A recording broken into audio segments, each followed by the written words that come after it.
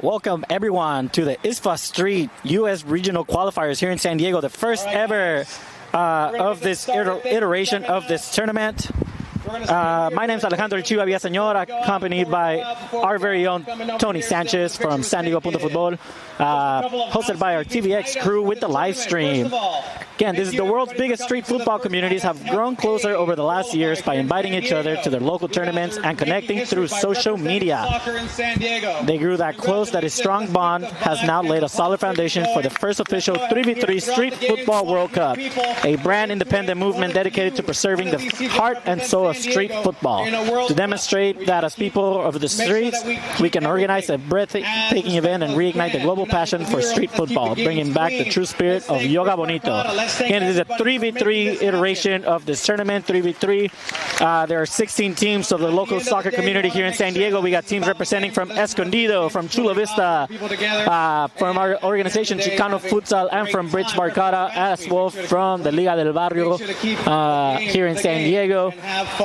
64 players. The winner of this tournament will represent San Diego in the USA tournament hosted in LA, and then the winner of the US tournament will be representing the United States in the World Cup in Latvia. This is the first time that we have this tournament happening, and San Diego was one of the host cities selected for the USA regional qualifiers. Other cities include Los Angeles, Sacramento, Salt Lake City, Dallas, Austin, Nashville, Grand Rapids, New York, and Boston. Again, these are the cities that are represented for the regional qualifiers, and the games will be starting at 10 a.m. sharp. Again, there are 16 teams, 4 groups, 4 teams per group, and the top 2 teams of each group will be advancing to the playoffs. These are 8-minute games. The time does not stop when it goes out. And then for the playoffs, there is a golden goal if there is a tie. Again, 3v3 has a little bit of different rules, as you'll see when the games start. 1 player from each team will start in the middle with the ball back to back. Once the ball drops, the game will begin. And again, these are 8-minute games. And we're going to be having our very own Tony Sanchez, Jose Antonio Sanchez, joining us. Tony, how are you doing today? Season's greetings to everybody who is currently watching the setup of a historical event here in San Diego. My name is Tony Sanchez. You are Alejandro Chivas Villaseñor, yes, from San Diego.Futbol, San Diego's #1 soccer outlet. That's San Diego.Futbol. And it's an incredible time that we have here. A lot of teams that we've known throughout the years, and what's been now a very beautiful, flourishing soccer market in San Diego, not just professionally, but this has always been here. La gente siempre estado aquí. This is somewhere where for years people come and play. We're going to go ahead and watch something that's going to lead into a World Cup.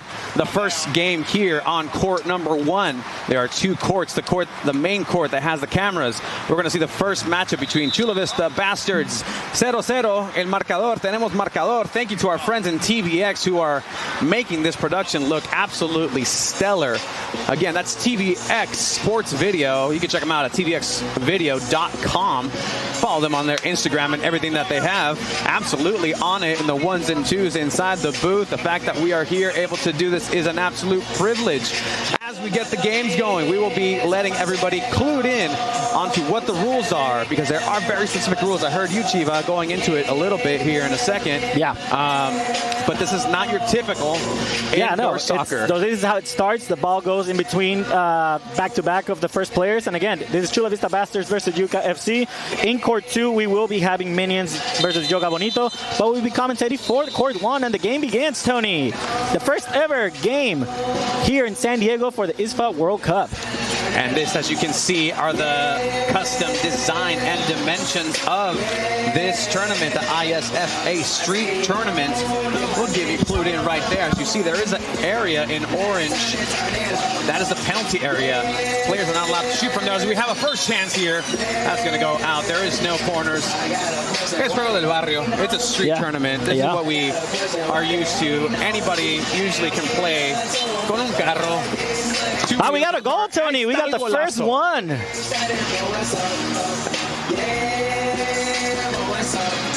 Will we get back with you right now on who the goal was for? And we get a second one in.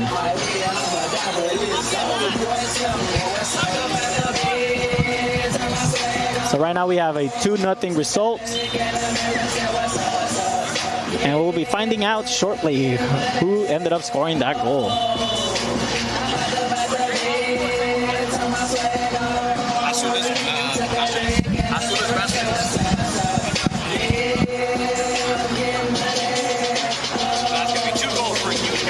FC, who are playing against Chula Vista Bastards. We have here the aerial camera, 2 courts going at the same time. But again, talking about the dimensions of this, there is no goalkeeper. 3-on-3 action. The max roster allowable is 4. Un cambio, 1 substitution, 1 game changer, as they say in the NWSL. Yeah. Per team. As we're mentioning, this is Bastards Chula Vista, part of the Chula Vista Pickup group. Shout out to Chula Vista Pickup, who are one of the groups here in San Diego who host free pickup. Donde más in the South Bay in Chula Vista. And so far, Tony, it looks like UKFC is just dominating Chula Vista Bastards. I mean, to get a 2-0 start, 3 minutes into this game, 2 minutes, it's huge. Exactly. And you look at the time, right? Timer started at 8 minutes. Anything can happen. Aquí no es de retas. Aquí no es de 2 goals, you're out.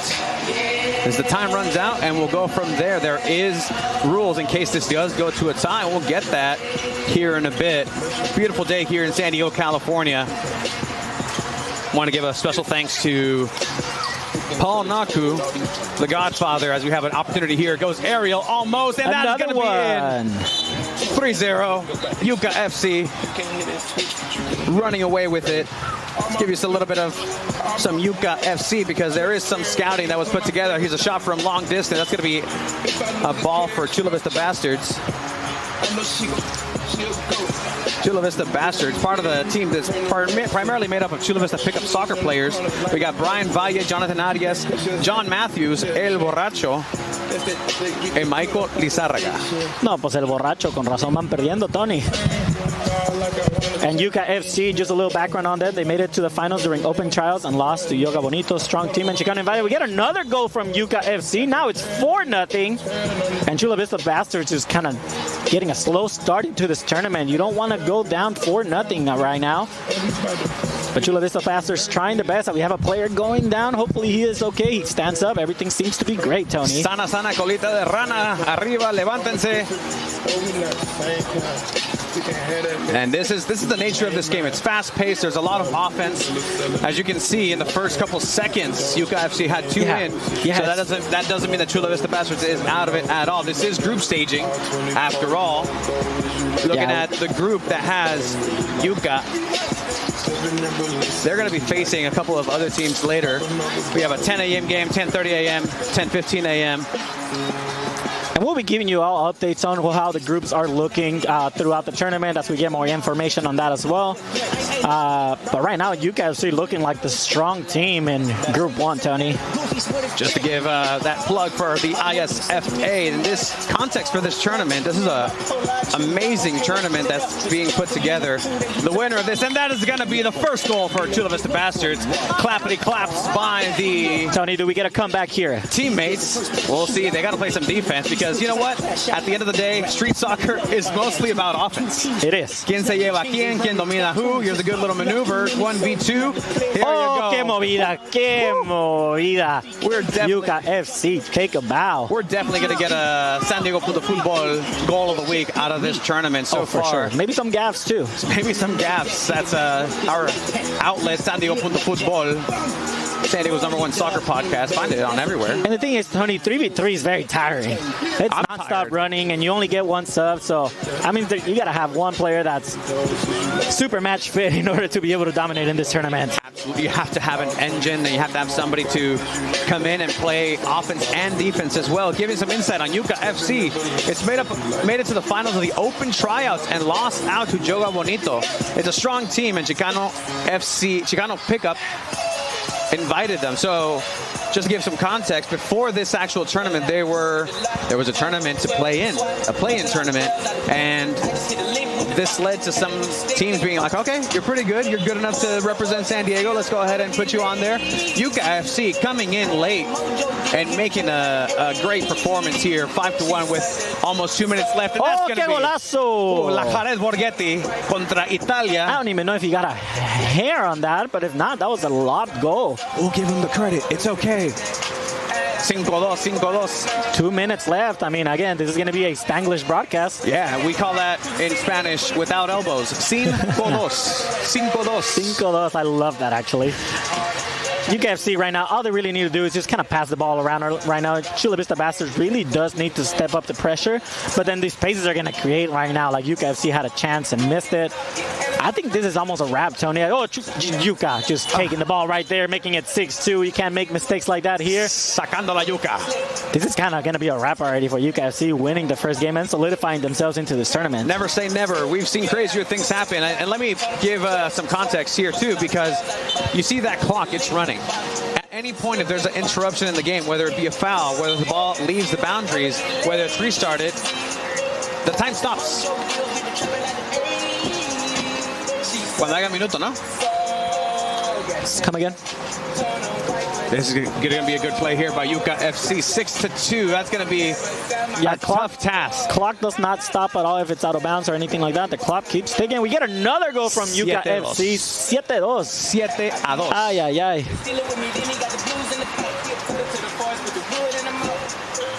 There is a 1v1 golden goal situation. There's technical losses. We have all day today to get into the nitty-gritty of the actual tournament rules here. Very specific. Spirits Barcata making the connection with the ISFA Street. That's the International Street Soccer Association. Bridge Barcata, our community is honored to host the ISFA Street 3v3 Tournament World Cup USA in San Diego Regional Qualifier, and that is going to be probably the last that we'll see in the attacking side for Chula Vista Bastards. In the first game, you saw it, it's quick pace, anything and everything can happen here. That's a 0-0 on the times. Dona 7-2, Yuka FC takes the first game in Court 1.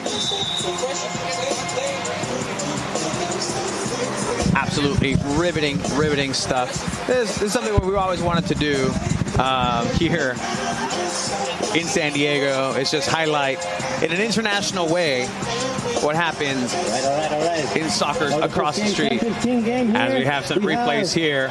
On Court 1 we have FC and FC Sol. Okay, golazo. And then we're going to have that technique there. Up and over. And that could be something that could build in some good defense there. We're talking about it. Some tired legs at the end of the match there. Qué bonito. We got El Túnel y Gol. We do have teams locally, professional teams that are having representation here, not just in the form of booths, but also in the form of teams. San Diego FC will be having two different teams, Chrome and Azul. That's going to be who's representing them. We have a booth for the San Diego Wave, the NWSL team, current reigning defending champions of the Supporters Shield. 8 minutes before the next game. Next year, we'll probably see some more SDFC representation. Get Yuki Lozano down here. Get his team ready. You know what? I don't know. I don't know if teams... What would be that SDFC team right now? 3v3 with the sub. Chucky starts. Who else starts. In Varston? Okay. That's and Patty McNair. Patty McNair. You get a defender. And then who's the substitution? Not the referee, unfortunately. I don't know, man. Goalkeeper in this situation, you don't really need one. I don't know, man. It might be the next SDFC signing, which cannot be spoken of in public. Check out San Diego.Football for all the updates for that. But this is a great setup. Again, thank you for our friends at TVX as we see our next game getting set up. And as the team set up here, we're going to go ahead and take a little break and have a message here from our friends over at TVX. The teams on deck are SD Inter, Deportivo Alicia, Black Diamonds.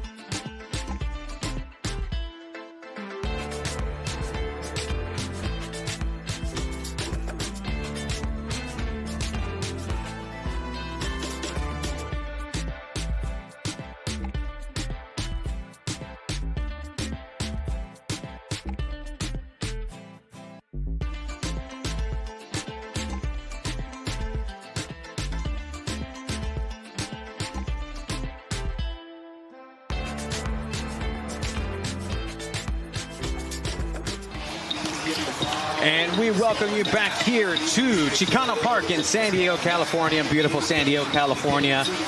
The next capital de football. And I would say North America. This is the Street Football World Cup, the U.S. Regional Qualifier, ISFA Streets, the first ever 3v3 Street Football World Cup. This is definitely an international affair. This is a privilege to have here in the beautiful city of San Diego.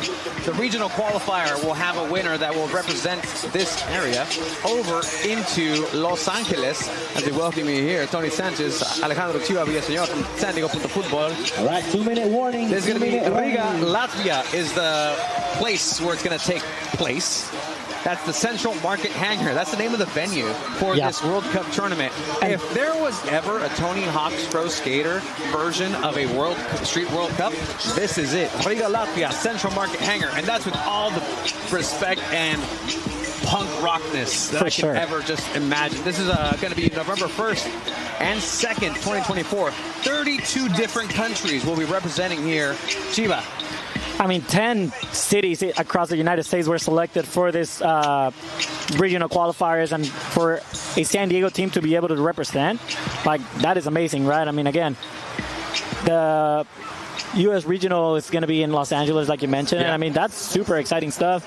Right now, we're going to be having Troncos FC versus FC Sol for the first match of Group 2, and then after that, Tony, familiar faces. We're going to get SD Inter playing in Court 1 at 10:30. San Diego Internacional, a team of, honestly, just a bunch of local misfits who know that is the best way to describe them. It's the island of de juguetes, que se dice. And we're going to see here FC Sol versus Troncos as the referee is going to get this match started. As you saw in the first game, it's going to be back-to-back drop ball situation. Troncos FC in the, I want to say here live in person, gray coupon mustard yellow / gray / quién sabe qué. Interesting kits. Troncos FC against FC Sol in the white. 8 minutes to go. This is the second matchup here in Court 1. There are 2 courts happening simultaneously. And Court 2, Tony, we have Chicano Barcata, who tend to host most of the pickup games here, but we have the game started here now. And we have 2 teams that are in a brand new clean court here in Chicano Park. This has become the hub of street soccer in San Diego. Chicano Futsal, some of the organizers. Bridge Barcata, some OGs, shout out to the originators. Brandon, Paul, Tony, not me, Tony OG, Drew Steckover in Wisconsin. This has really become a truly, truly amazing movement. Has some good 1-2 play here. And Tony, quick mention to Paul, right? He's playing right now with Chicano Barcata in the second court, so we'll kind of keep an eye on that as well to see how Chicano Barcata is doing. And we'll have him on Court 1 here in a bit. Early, we saw 2 goals already in the first matchup, but so far it looks like a more even draw and some good plays here by Troncos FC. Some good triangulations, moving with the ball, with intention. Good defense there. That's going to be the first goal. Troncos. And quickly, it's taken. There is no restart from the center. You score a goal, you better be ready to go. That shot's going to go wide to the right. FC Sol trying to get one back. And Troncos FC, Tony, representing Escondido. Go a lot to the Escondido pickup soccer that they have up there. It's great things happening up there right now. Yeah, no, North County. San Diego's a very large part. He's going to be a chance. Que cerca. FC Sol almost getting the tying goal there. FC Sol having Steve Santillo.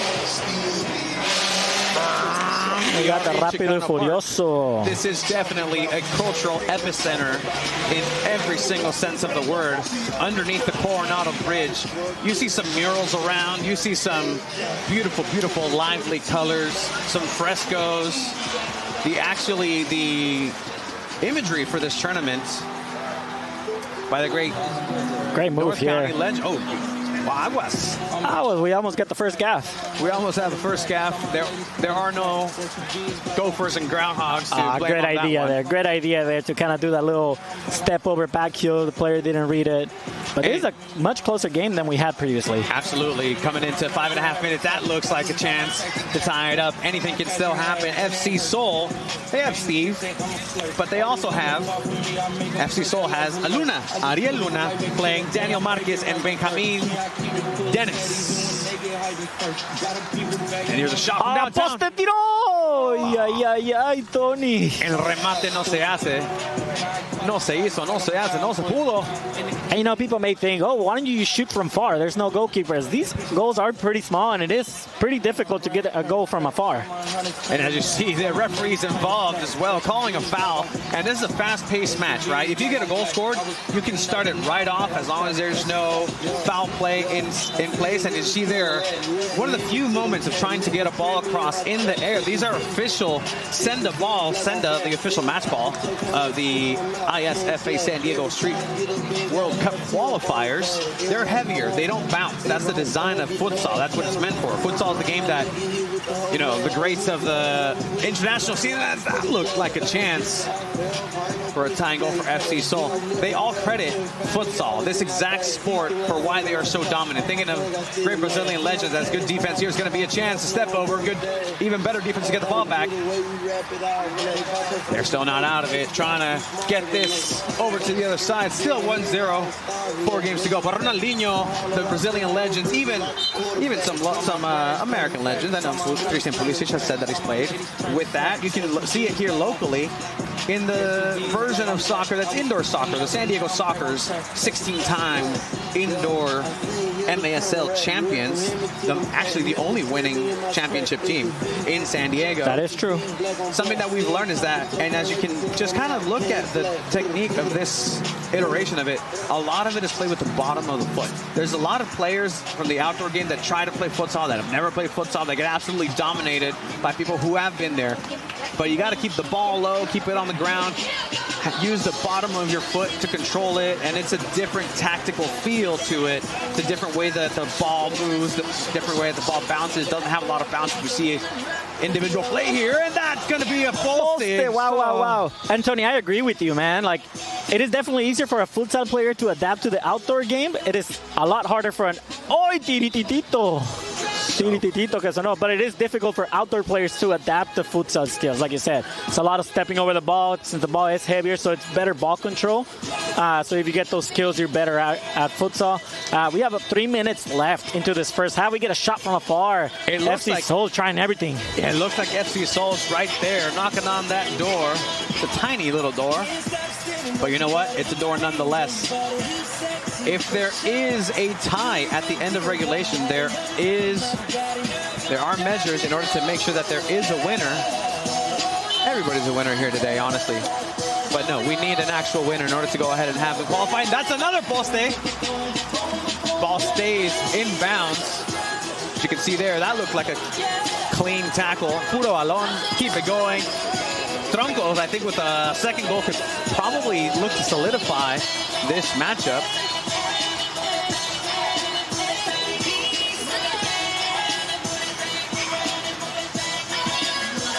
We have 2 minutes here. Troncos FC just kind of passing the ball around, trying to drain the clock down a little bit. But if you get that second goal, you're pretty much set in this game now. Absolutely, and that looks like they are positioned to do that. But as you can see, it's a forest of legs in front of that tiny goal. And as soon as you lose the ball, you have to play defense. Looks like Troncos did the right thing, got that goal early on in the matchup. And now it's just playing some smart ball, but FC Seoul are putting that pressure. You see a play there that could have needed somebody to cross down the middle in order to tap that in. Again, we remind you, any goal or shot that happens within that orange semicircle does not count offensively. It is also the penalty area. If you're defending, you can be inside the penalty area if one of your teammates has the ball and you don't. We're going to check in with our international stats department at some point. Se quedó dormido el vato. But the amount of shots that FC Seoul have had is another opportunity. Crosses. parallel to the goal line. Yeah, FC Seoul has definitely hit the post the most so far in this tournament. Now we got a little tunelcito there. Right between the legs, the tunnel in Spanish, el túnel. And Tony, if you're winning right now and you're Troncos FC, you take your time when the ball goes out. You're obviously not exaggerating it, but you're not in a hurry, right? And we get another goal from Troncos, and that's going to seal it up. 2-0 win from Troncos. 30 seconds left. Still can happen. We get a goal. You know 2-1. Chiva, you are known to be a jinx. I am known to be a jinx. And look at that. You did absolutely... I apologize, Troncos. Just that. As we restart play here, anything can happen. Troncos. FC Seoul, you got to push up all your lines. You got to do everything right now. Have it on the back foot. Troncos are going to go ahead and take a shot. Couple seconds left here. Time is winding down. They have to realize that they have to get a shot from downtown. Wants to do the individual play. Referee taking some time. And that is the final whistle. 2-1, Troncos FC over FC Seoul. Referee Gamalia Rodriguez in court 1 calls it a game. Troncos FC takes the win in their first group match. Interesting game, very close, Tony. And upcoming, we're going to have SD Inter, a team that we know and love. Not going to be biased, obviously, but SD Inter going to be playing in this same court. All right, on court 1 next, we have going to get some cool action shots here of what happened in this last match of match 2. Good defense, as that is a small court. You push up, you press, you get opportunities and chances. And the star of the game here was the posts, los postes, the woodwork. It could have been anybody's match. If you get half a goal for every post you hit, FC Seoul would have definitely won this game, Tony. But I'll tell you this right now, half a goal is not going to be enough to get you over to Riga, Latvia, the Central Market hangar for the ISFA Street 3v3 Street Football World Cup. And I was talking with the organizers of this, the main man, Paul Naku. You'll hear his name. He's going to be representing a team here with Chicano Barcata. And they'll be they're going to go ahead and actually be playing with the rules that the World Cup is going to be played with. This tournament is played across the world, but it doesn't mean that they're necessarily going by the rule book that is put in play for the World Cup. So this is going to be an advantage for all the teams playing here, the team that does eventually come out of San Diego, because that's going to be how they're going to be playing at the U.S. qualifiers in Los Angeles. Exactly. If they make it to that stage. The rules are going to be set here, so it's an absolutely great idea to replicate the actual tournament to what they're going to see, because other teams, I can tell you right now from some footage, it looks amazing. Some great ballers, some great different techniques. And I'll just tell you right now, everybody's locked in. The level of locked in de esta gente is incredible. Setup was amazing. This is a public park. You see some beautiful murals in the background. Rule number 1 at Chicano Park, don't hit the murals. It's part of the history here. You see the background, right? That's a South 5 as we get this beautiful shot here from our friends over at TVX. 2 courts simultaneously. We're going to bring you with the main action on court 1. It's a work of art, what's happening here in San Diego on and off the courts. Underneath what is known as Coronado Bridge, beautiful blue bridge that is iconic here in, honestly, the best place on earth, San Diego, California. I don't know, man. People want to retire here. As here you see La Explanada, the setup. It's honestly a privilege to be able to be part of this just movement. And you know what? At the end of the day, it's because of the game. The game grows. The game brings people together. Just some history here in Barrio Logan. This bridge is actually decorated with these murals because what you know is that historically there was a lot of pushback in moving some low income. Hey, that's my truck. Low income. Ahí está la mamalona del Tony. There's a lot of history with this area, with people who were historically underrepresented, la gente chicana, los latinos, los mexicanos, and they just got a whole bridge built in the middle of their neighborhood. And so instead of taking that and making it a net loss, they turned it into something positive. There's art that happens beautiful here. It's a cultural epicenter in San Diego, not just in soccer. You see different people coming in. Last time we came here for pickup soccer, a group of Venezolanos showed up and just started balling against everybody. And there's no set league, no set anything. But this is the ISFA Street World Cup qualifiers here in San Diego. We're going to go ahead and send it over to break here in a bit and be back with the third matchup in Court 1, SD Inter versus Deportivo Alicia.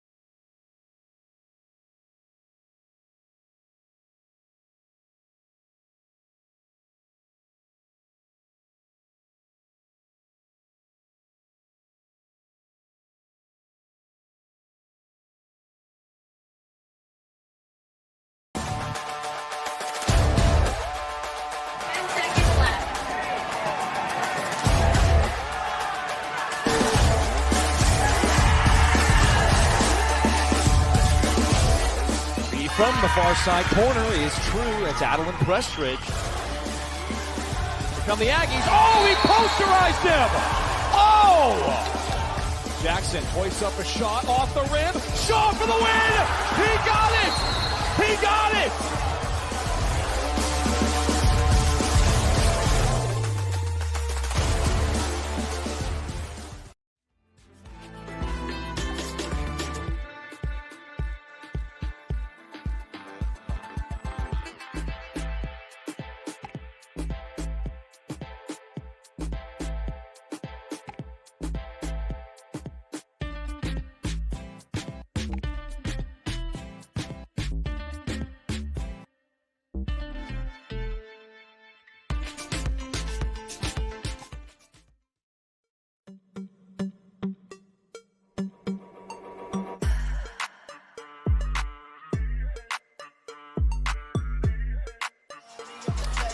And we welcome you back here to Chicano Park, San Diego, California.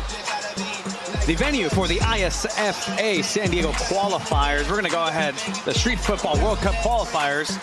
We're going to get into the match 3 here. SD Inter versus Deportivo Alicia. My name is Tony Sanchez, along with Alejandro El Chia Villaseñor from San Diego Football. As the match starts here, you have SD Internacional in the black, Deportivo Alicia in the gray. This is going to be a fantastic matchup because these teams know each other because they play pickup soccer right here. But yeah, for sure, Tony. I mean, Deportivo Alicia representing La Liga del Barrio, a great league that happens at La Canchita over in San Diego. And yeah, and I mean, Deportivo Alicia in the gray. And I mean, they're a strong team. I know one of the players, and I mean, definitely very good. But we also know San Diego Inter, who play in the UPSL and have won the whole UPSL before. We got the one, the only, the Barbie, who is playing here. And again, you get to know these people. You get to know their friends, their family. They become friends and family through the game, through the sport. As you see, the sun coming out a little bit, that may be a factor in terms of tiredness. Good defensive effort here. Some questions being asked. The rule book was there, guys. And the referee signaling that that is no goal. That is no goal. Why? Because it was shot inside of the no-no zone, inside of the penalty area. Cannot score a goal from within there. And that's what happens, right, when there's a team that comes in that did not read the rules that Bridge Barcata posted in Chicano Futsal, and everyone posted on social media. There are specific rules in a 3v3 style, and I mean, a lot of times you think you can just come in and just play like any other game, but there are specific rules, Tony, that you have to know. Specific rules next to the Pacific Ocean. Pónganse a leer las reglas, Inter, as we have Deportivo Alicia, their players right here with number 3, Richard Rivera, number 5, Francisco Solis Moreno, number 7, Jonathan Reboledo, and Javier Monares in the 6. Yeah, that's what I was doing in the break, getting the numbers, Shiva. As we have 0-0 still here. There's going to be a tight matchup here. First foul of the game here. Watch those ankles. But yeah, again, that's what happens because usually the pickup, there is no rules. What's the one rule? You know, don't touch it with the hand. Yeah. There's no goalkeepers here. That's why you have the penalty area, just so you can go ahead and get the most action in the middle of the field, reduced areas. It's going to be a lob through ball, ends up in absolutely nowhere. You can see the other team scouting around, looking to see who they're going to be facing next. We have Minions versus Chula Vista Bastards. Chula Vista Bastards already playing on this court. You think it's the same, which it primarily is, but the two courts are different in that one is more north and one is more south. That is absolutely correct, Tony. Yeah, and the court 2 right now, we have Black Diamonds versus Esco Club de Futbol, and I mean, you kind of see them arguing with the referee, probably about the rules as well. And again, teams need to come in knowing the rules, Tony. That's why us at San Diego.Futbol, at San Diego.Futbol, read the rules because we want to make sure that we have everybody informed. This is going to be a good defensive stop by 2 players there. Some very sound futsal. Like if I was ever to say how to strategize to play the game, Este Internacional, Este Inter and Deportivo Alicia are playing it to a T. This is very technical futsal being played. There's actual plays being built out. It's cerebral. It's thoughtful. If you commit a little bit too much, that's going to be out. And Tony, it's 4 minutes into this game, but it's looking like this is going to be one of the tightest games we've seen so far. And you get the classic ball from the other court rolling through. We love that aspect of street soccer. It's like, hey, bola. Bolita, bolita, bolita. You got SD Inter here with the chance. Those in the chat, if you ever want to just put that SAP button, we'll switch it up to Spanish. Our friends at TVX have a... Oh, I'm just Aquí está la oportunidad primero for SD Inter, 1-0. SD Internacional. Their motto, you know how every team has their motto, and that's going to be a tie. 1-1, mira nomás. What a response from Deportivo Alicia. They are measuring each other. That's what this whole thing was. 6.5 minutes of measuring each other, knowing exactly what the tendencies are, and getting ready to strike. This is going to be an exciting finish to this matchup. It's probably going to take a defensive error just like that, and a team to capitalize on it. 2v1 here. Aguas. Cerquitas. And again, Tony, you were talking about models, and San Diego Inter's model is your girlfriend's favorite soccer team, Tony. And you know what? That's actually true. It is actually true. She actually likes Este Internacional. She's made some friends there, and here's another shot that gets blocked. Defenders cannot stop a shot inside of that penalty area. So that's something to look at. Very, very specific rules, but not difficult rules at all. If you get the gist of it, it's fine. Every street soccer pickup has its own set of rules. Hey, if it goes under the blue truck, guess what? You got to go for the ball.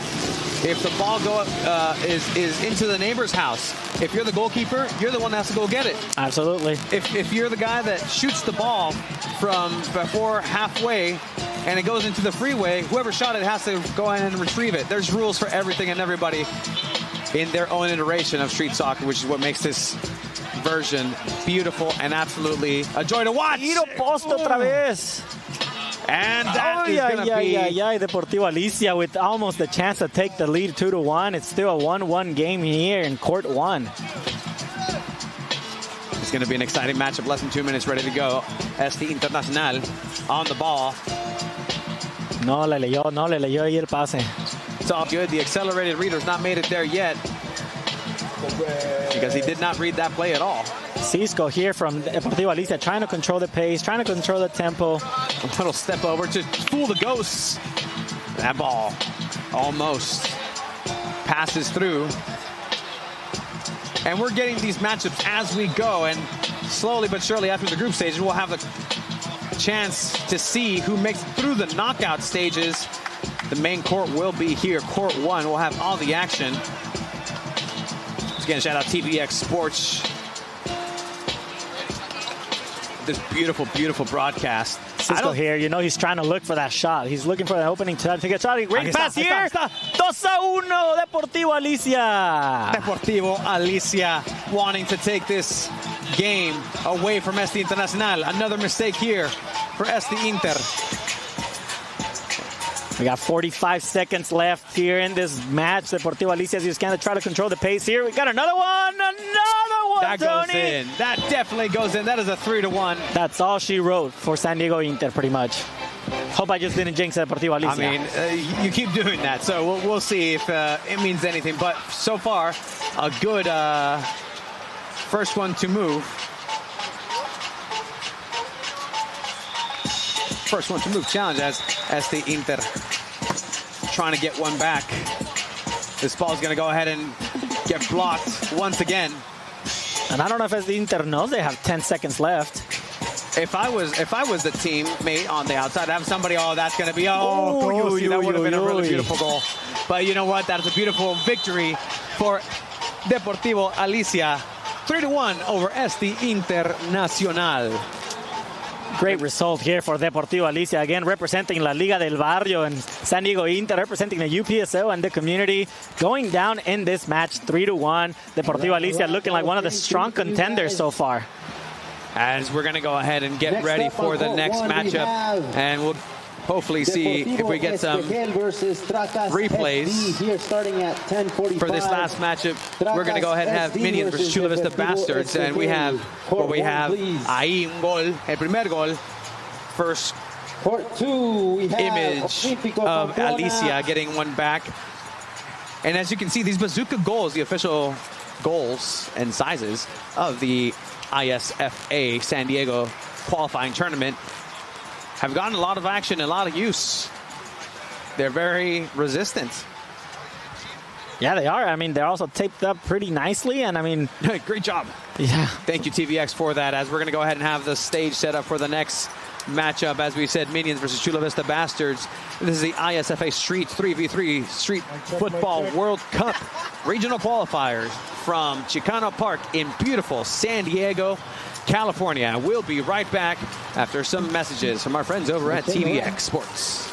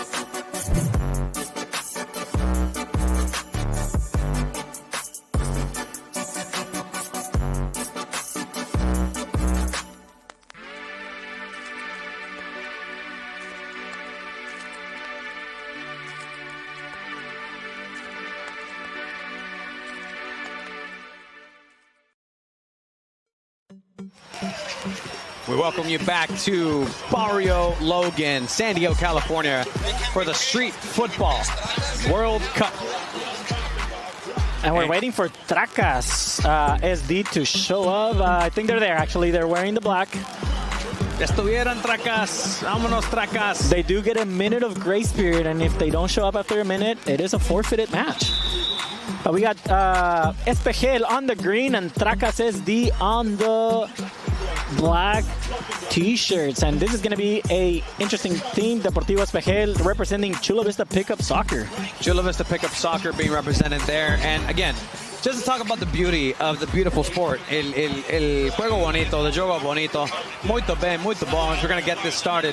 Espejel in the green, you will be seeing them wear the number 14. Everybody's wearing number 14, and that's because they'll be playing in honor of their friend and teammate who unfortunately passed away about a week ago in memory of Héctor Armando Espejel Galindo. They named their team Deportivo Espejel in his memory, and all the players will be wearing number 14, which is the number that their friend Héctor Espejel. And we get a goal from Tracas SD already. Not the best start from Deportivo Espejel. Hopefully they can kind of shake that one off. From what we've seen, anything can happen here. It's a quick game. 1-0 Tracas. Playing some good defense there. This is court 1 of 2. We're continuing the group stages here in the World Cup qualifiers. The winner of this will go into Los Angeles for an opportunity to represent the United States in Riga, Latvia, where 32 countries will meet for the ISFA Street World Cup. And a little bit about Tracas SD. Jay is one of the regular players and the most consistent coming out through the 3v3 pickup. The team did well in the tryouts, Tony, but tired out before they actually started the round robin because they got tired. You know, when you keep winning, you keep playing, and you gas out. Bridge Mercado still invited them just because of the performance and how much they were winning. Absolutely. That's king of the court right there. Everybody knows that in different sports. Winners stays, as you see a good defensive block there, making sure to stay outside of the penalty area, the penalty zone.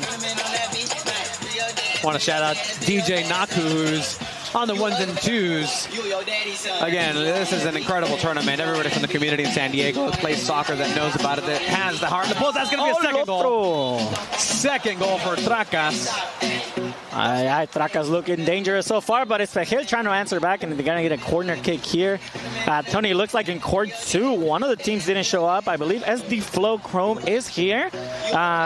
Maybe Olímpico Pamplona has not shown up yet. El Olímpico de Pamplona City in España. Maybe their flights got delayed. Oye, tío, ¿dónde estáis? 2-0 Tracas. See Espejel here trying to get some control of the ball, getting a shot in. Tracas being represented by Sergio Armenta, Freddy Lara, Joseph George. We got a goal from Deportivo Espejel. They're still in this game. Great response after going down by 2. And they cut the lead by 1. And Freddy Soto. And as you see here, Espejel playing some good defense there, getting a little bit physical there.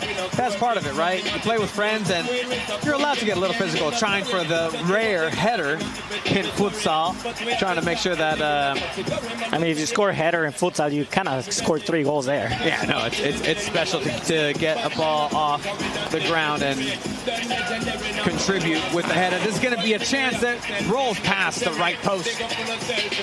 So I mean, in a way, this match is very special. It's all eyes are on court 1 right now as it is the only match happening right now. And we get the vroom vrooms going on still. We talk about the cultural hub of San Diego.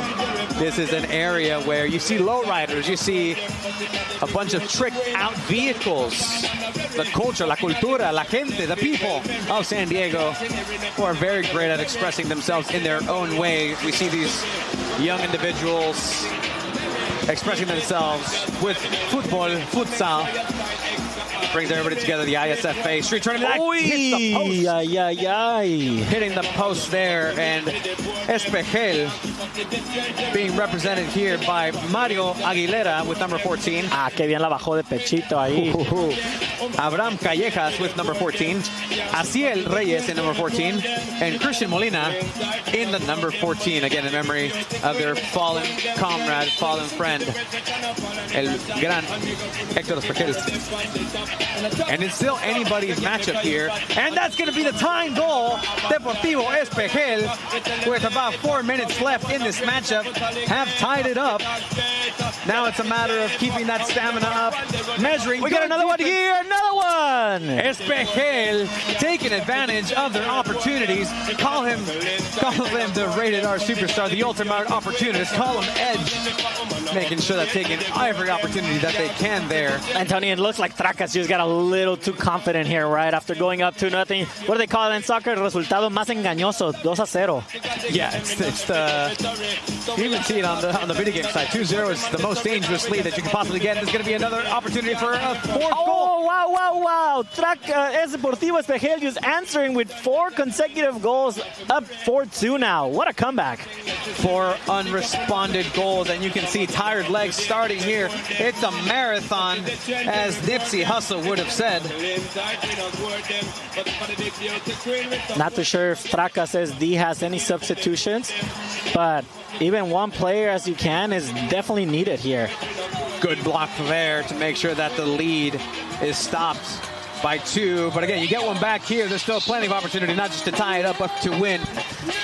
Espejel can also, conserve some energy, play some smart defense, because there is a lot of games left. We were just mentioning it, right? That was part of the factor for some of these teams not making it past the initial open call to be part of this tournament. And stamina is definitely one of those aspects that is important. The court's going to get a little hotter. Sun's coming out. Beautiful San Diego, California. There's a reason we pay the rent that we do here in San Diego. Absolutely. And it's for days like this. Beautiful Saturday morning here. Everything, thank you, in part of to Bridge Barcada, Chula Vista pickup, La Liga del Barrio. Great 1-2 here. Oh, just missed it left. Deportivo Espejel with a chance to go up by 3 with 2 minutes left. It's still 4-2, Espejel. But it was easier to score that than to miss that. But you know what? Viven en un country. Viven en un country. Traen el BMW. Here, Espejel going again. Great stop here. Getting the pass in the middle. 2v1 again. Jumping over the ball. Good idea there. If the ball was going on target, that would have been the 5th goal. And this could definitely be a strategy that you can employ, because it is a tournament aspect. You want to conserve energy. You see a game that you don't see a way back. That's okay, because there is still a chance to come back in later games and conserve the energy for those. Because if you just run the light and go on red line this entire matchup, but this ball almost gets tapped in there for a 5th goal for Deportivo Espejel, then it's a good strategy to employ. Hey, you know what? This game, a lo mejor no se hizo. It wasn't possible. It didn't happen. Let's conserve our chances for the next one. Hands to the back of the head in disbelief. As you see the beautiful shirts there with amazing artwork. I want to thank everybody. Great roulette here from Espejel. If that would have finished, we might have had our first goal of the week nominee here. That would have been special. And looking at 30 seconds left here. It's going to be very tough for Tracas to get anything back. And again, no substitutions is very difficult. I mean, again, here, wasting your own time. Trying their best to try to cut the lead, but it looks like Espejel is going to pull away with this victory in Group D, leading the group. Although SD Flow Chrome will also have 3 points with the forfeit win. In Spanish, we call that ganar por default. And guess what? I got some research going, and we say default, not like foul, but default. Así dicen los mexicanos. The word default? Default. Default. For default. And Deportivo Espejel pulls off the victory with a comeback, a 4-2 comeback. They were starting down 2-0.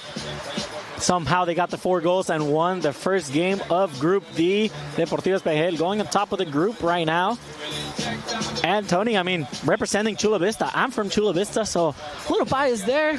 No, don't say some that. of the Chula Vista teams. But again, we love all the soccer communities that have been coming up here. Shout out to Chicano Futsal, Bridge Barcada, Chula Vista Pickup, Escondido Futsal as well.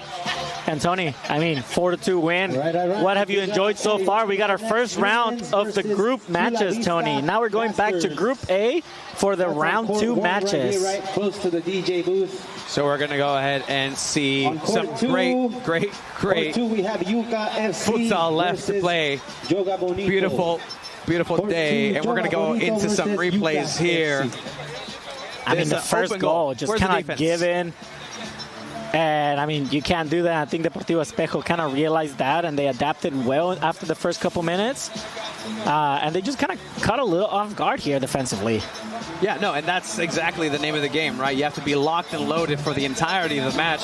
And that's what it looked like for Tracas at the beginning, but they're able to dial it in, Deportivo Espejel, and really take advantage of those spaces and spots that Tracas' tired legs were just not filling. And again, this is part of the beauty of this tournament, right? You have to play the mental game, the mental aspect, measure your energy, measure the opponent. A minute is a lot of time in this game, Tony. And 1 minute you can have 3 goals in 1 minute. We've seen it. I want to welcome everybody who's watching on TVX video, on TVX Sports Video. This beautiful broadcast on their channel. Follow them on TVX Video. They have Instagram. They have all the social medias. They have a YouTube channel where you're watching this now. Do a fantastic, beautiful job. As you can see, beautiful day here in San Diego. I see half of my rent right there. Absolutely. That beautiful sky. The weather is absolutely immaculate. We're on a beautiful 73-degree day. And this is, again, a cultural epicenter for football, for sports, for raza de la gente. You see some banners there representing Escondido, Chula Vista Pickup, Bridge Barcata. You see transients who are looking over and saying, hey, that looks cool. What is going on here? As we're going to get ready here for the next matchup in Court 1, the road to the ISFA Street Football World Cup. We're going to go ahead and take a break here. We'll bring it back para más acción de fútbol.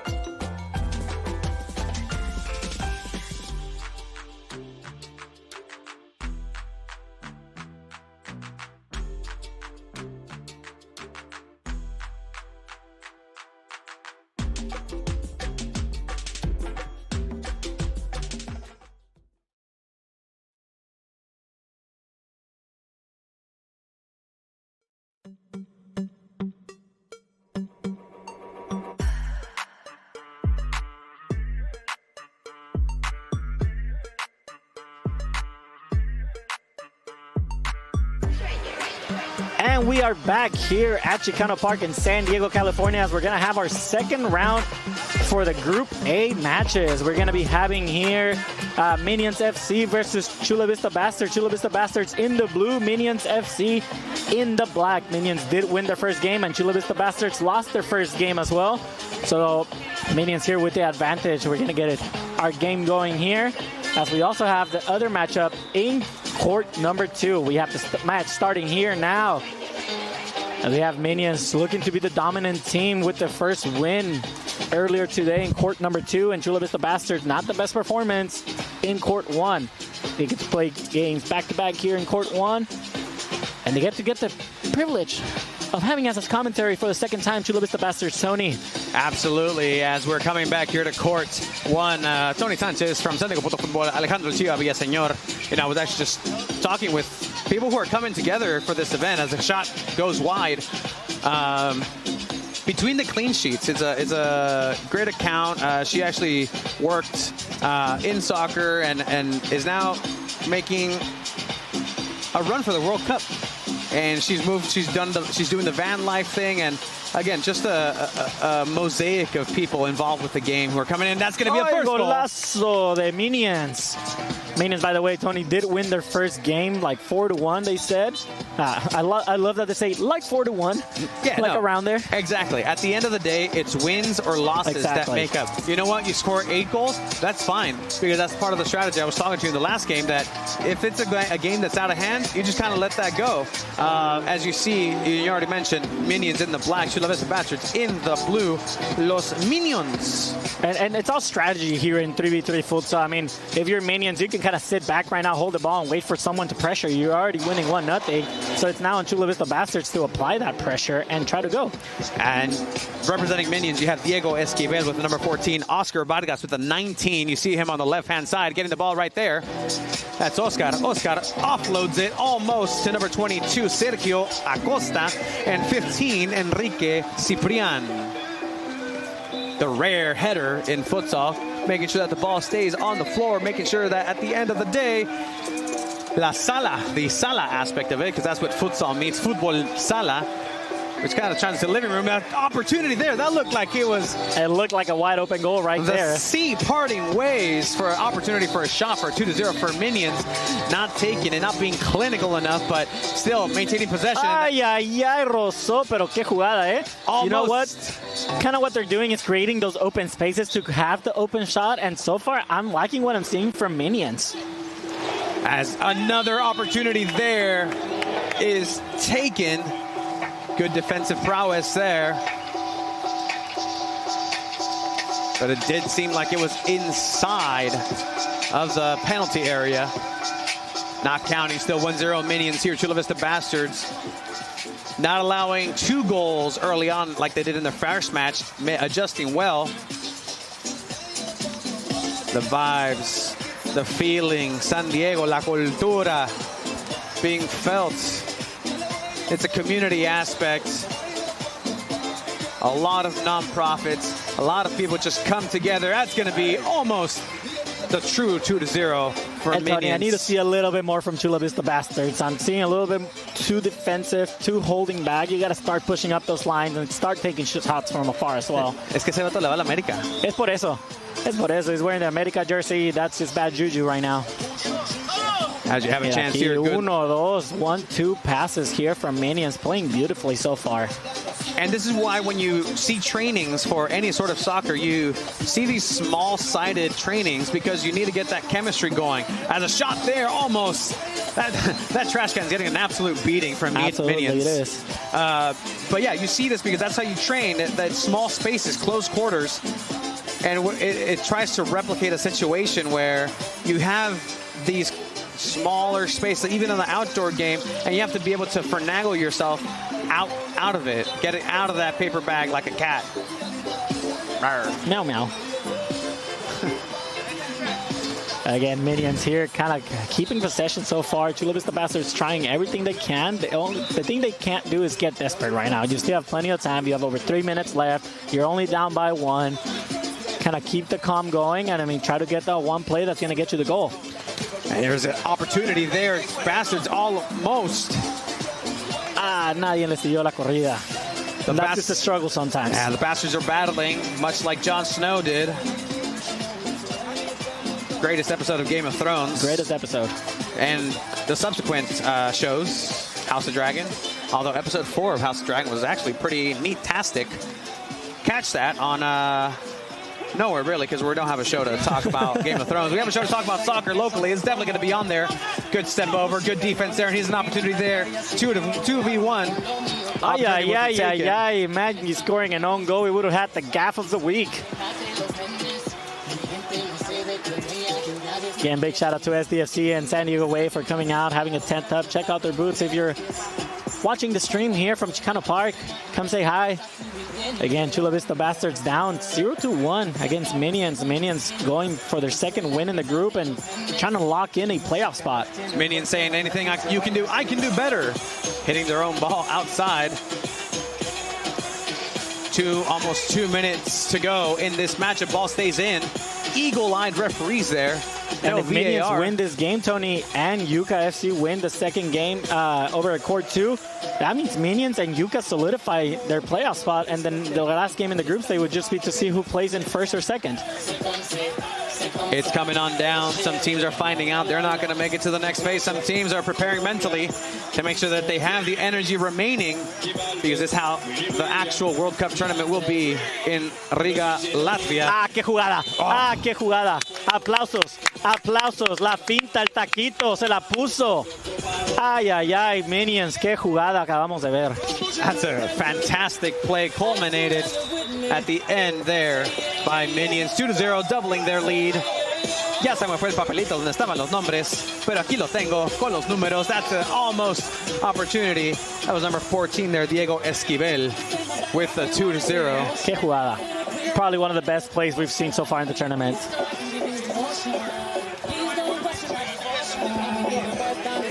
¡Ay, no, no, no! ¿Cómo te la perdiste? What are we doing here? What are we doing here? And I get the energy conservation, but make sure you score that. Make sure you score that. And it looks like Chula Vista Bastards has Jordan to the long ball. Not the best strategy, Cotton, for futsal. Nah, not the best strategy so far. And I mean, I think Minions right now is just kind of getting a third one and sealing the victory pretty much. 40 seconds left. Immediate switch out there from number 15, Enrique. Enrique with the goal. Good job, Enrique. Shout out to Enrique with that third goal. Good job, Enrique. Giving us the good old thumbs up. He's locked in, loaded. I think we got a fourth one already for Minions as well. Yeah, it's all she wrote here now. Minions just playing for fun now. For the funsies of it. And that's what soccer's all about. That's what futsal's all about, for the funsies. Referee getting involved there. Ball did not leave the play of field, so technically that should have still remained.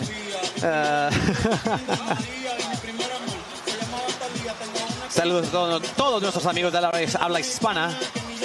Hey, ISFA, if you guys need commentating team and a broadcasting team for any point here, friends are at TVX Sports Video. We'll get you hooked up along with Chiva and Tony Sanchez as this game has come to a conclusion. 4-0 Minions over Chula Vista Bastards.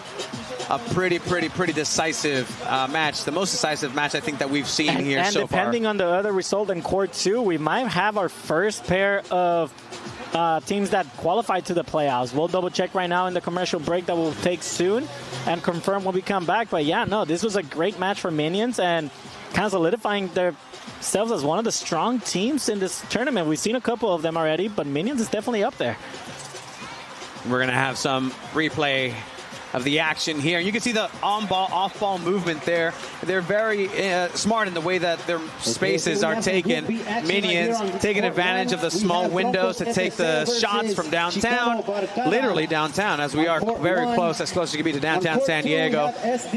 Minions honestly putting on a clinic of how to play futsal, and honestly, some of the best play that we've seen today, and that's going to be an interesting matchup against some of the other teams that we haven't seen on this court yet through our TVX Sports Video feed.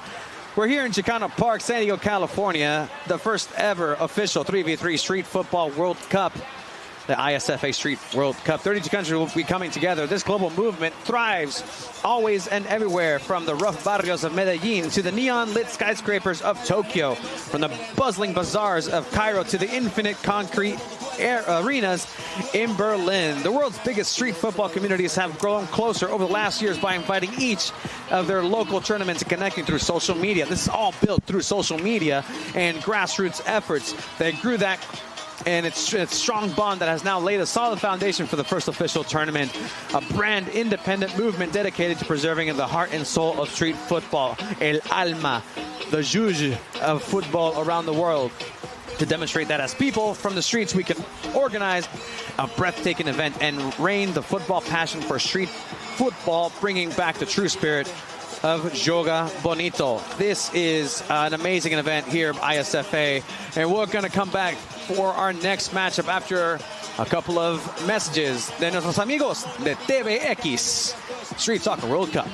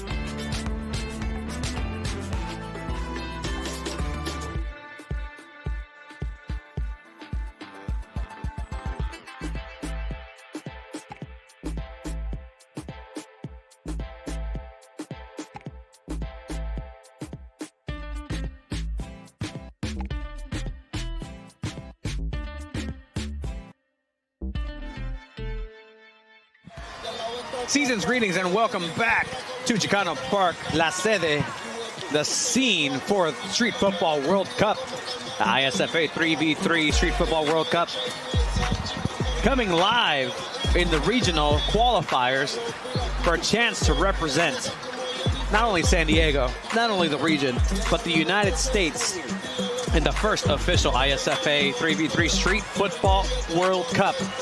Tony Sanchez along with Alejandro Chia Villaseñor here. San Diego Punto Futbol, name of the outlet. San Diego's #1 soccer outlet in San Diego. We break some crazy news sometimes. Landon Donovan, Chucky Lozano, SDFC. But you know what? They would not be able to hang in this tournament because we have some absolute ballers here. Who do we have coming up next?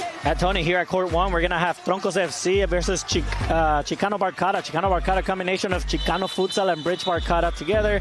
Troncos FC did win their first game against FC Sol, and Chicano Barcata lost their first game against the San Diego FC iteration of SD Flow Azul. So essentially, this is a chance for Barcata to kind of catch up on points. So hopefully, we'll see if that happens, just to kind of make the group interesting a little bit. But Troncos FC, definitely one of the strong teams in this tournament as well.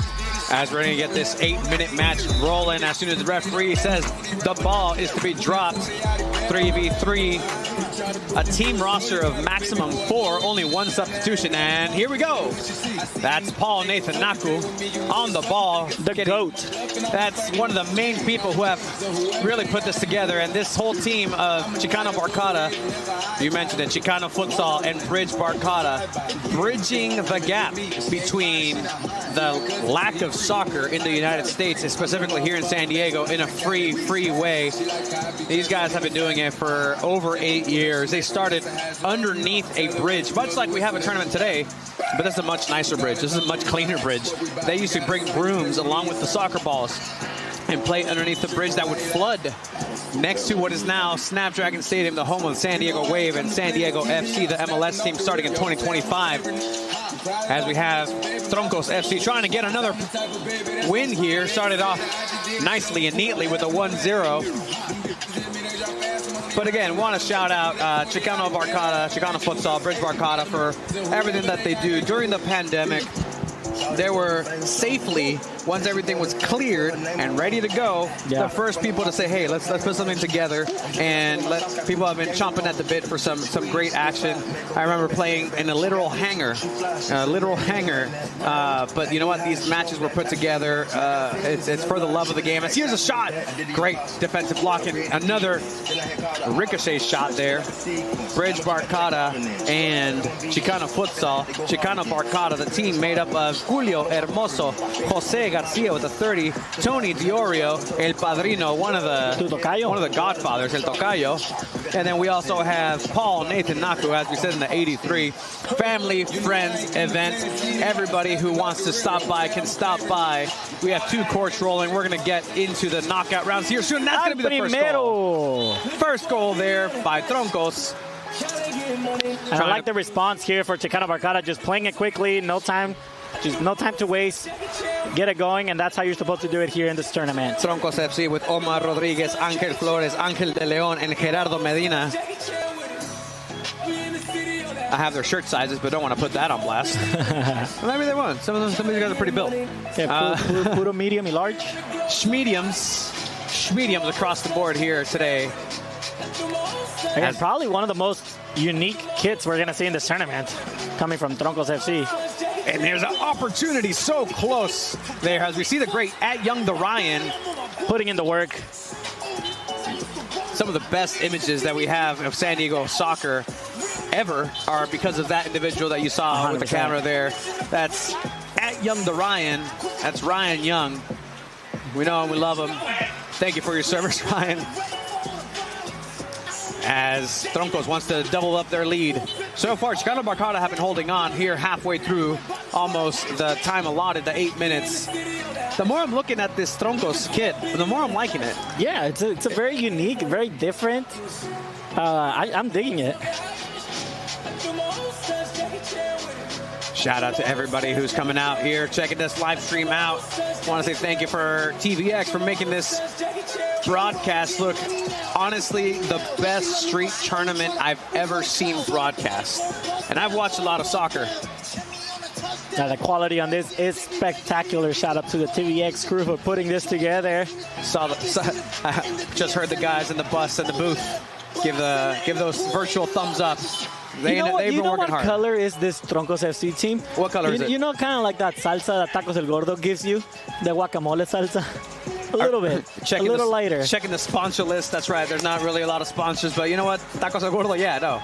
A staple here in San Diego. That's definitely the avocado guacamole crema sauce on your... A little bit. A little lighter than that, but yeah, I mean, so far 1-0 win by Troncos FC, and Chicano Barcata just kind of hanging on, trying to get a goal in. As we have more than 3 minutes, close to 4 minutes left to go. And we saw it in the last match, right? You had a team that was up 2-0 that ended up losing 4-2 and the consecutive goals. Could this be a possum play by Chicano Barcata?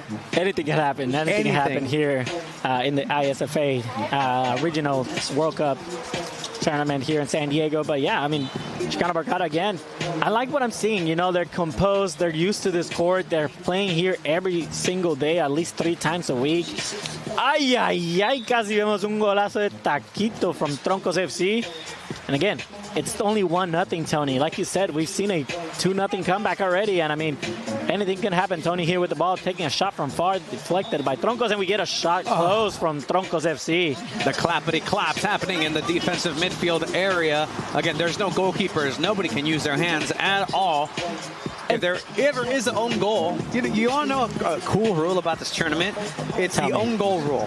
Own goals count from everywhere. But if the team that benefits from the own goal is willing to disallow it for any reason, go for it. Own goals are mostly ugly anyways. Ay, no, qué fallada acabamos de ver aquí. That is a abysmal miss. The referee has to get involved here. I think he shot. I think he was inside the space where he shot it. And if you're still in there, man, Tony, this could have been the gaff. Like, it's an easy tap in and you hit the post and they get a free shot. As you see, the referee. Great call here from referee Gamalia Rodriguez, saying you shot it from inside the box. They get a free shot from their side, and they happen to miss it. That was a great opportunity from Barcata. Good disposition here. A chance, but guess what? Ole, bye-bye. Túnel. See you later. Qué golazo. Qué golazo. Taking a Jose with the nutmeg and then passing it for the assist for the goal. Great play there from Troncos FC. Tony Iorio. Trying to get another space here. Ay, ay, ay. All right, let me check the rule book for slide tackles, because not only was that risky to the body, putting everything on the line, but man, even with that, what a miss. What a miss, though. Sana colita de rana. Troncos FC up 2-0 right now with 1 minute and 10 seconds left. Back pass here. That's going to benefit Chicano Barcata on a corner kick. The USA regional qualifiers are happening all across the United States. You have representation from Boston, New York, Grand Rapids, Nashville, Dallas, Austin, San Diego, Salt Lake City, and Sacramento. So the USA National Tournament is going to happen in Los Angeles. The winner of this particular tournament, as you have a chance here, almost from downtown, Paul Nathan Naku. Cheeky from Paul, trying to score. He knew what he wanted. Winner represents the San Diego, and this from San Diego will represent in the regional tournaments in Los Angeles. The winner from that. Que pase, Paul. Ooh, nice try with the little sidestep to yourself to shoot her around the player. Didn't work out, but that was a great idea. 20 seconds left here in this match. The winner of this tournament and the regionals will then represent the USA in the ISFA World Cup in Latvia, Riga, Latvia. And it's looking like Troncos FC is going to get a second win here. Another shot that misses wide left. Missing shots like that, you're going to have to take advantage of that in playoffs, because you're pretty much securing a playoff spot here with 2 victories in a row. Troncos FC wins this one 2-0. Chicano Barcata, almost, depending on the other score, kissing the tournament goodbye with 2 losses already in the group stage. But you know what? They are here as organizers, as representatives, padrinos, the godfathers, the god people of street soccer in San Diego. By the way, you'll see it during our commercial breaks.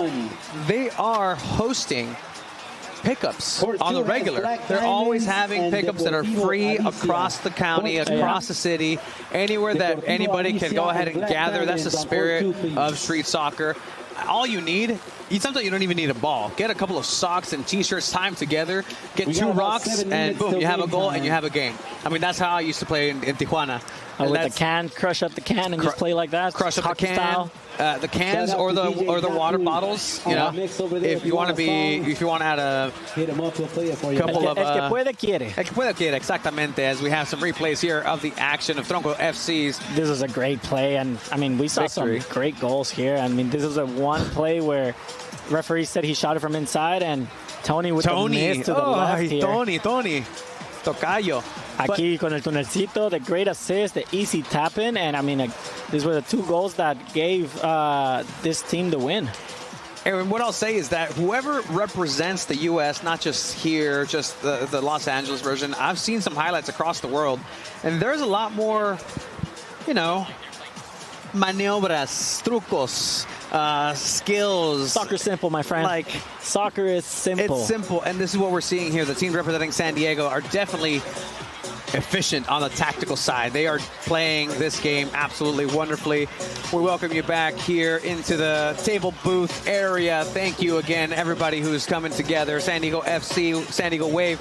We got the official supporter group for San Diego FC. Chavos Frontero Ultra coming in, they're going to be making some noise later. So we want to welcome everybody who's on the live stream of TVX Sports Video.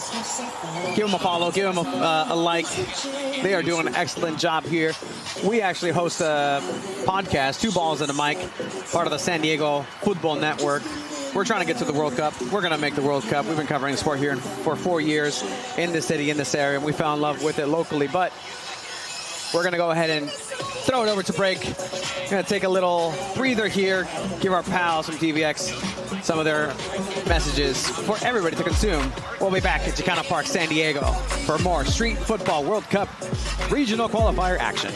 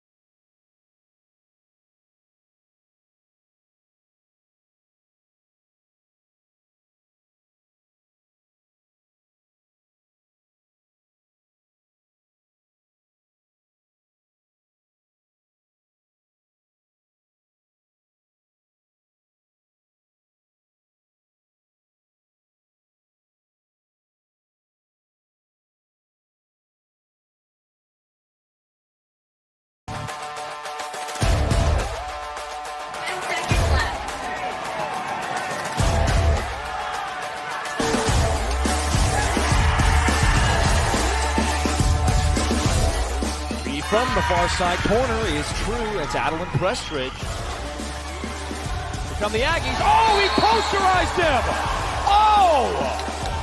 Jackson hoists up a shot off the rim. Shaw for the win. He got it. He got it.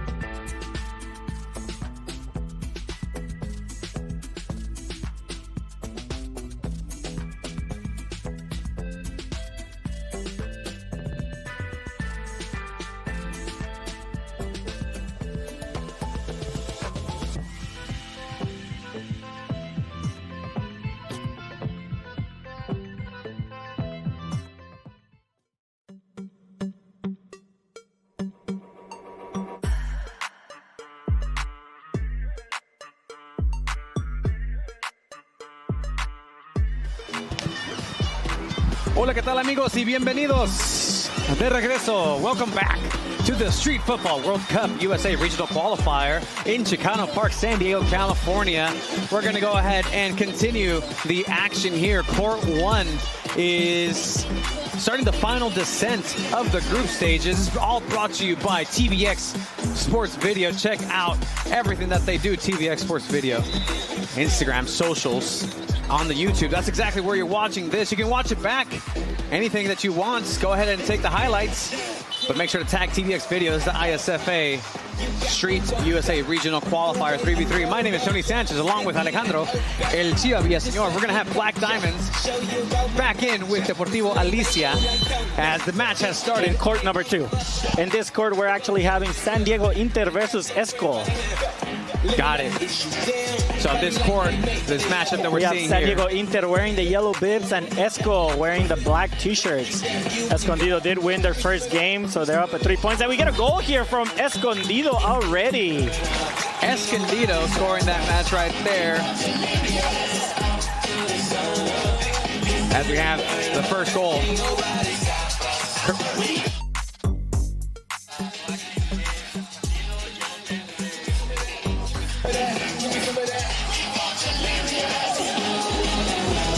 As you get the 1-0 here, and SD Inter trying to get it back.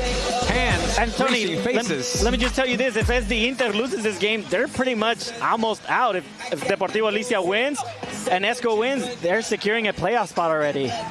Yeah, that would be most unfortunate for SD Inter and their squad. 1-0 here. Esco de Fútbol, Club de Fútbol.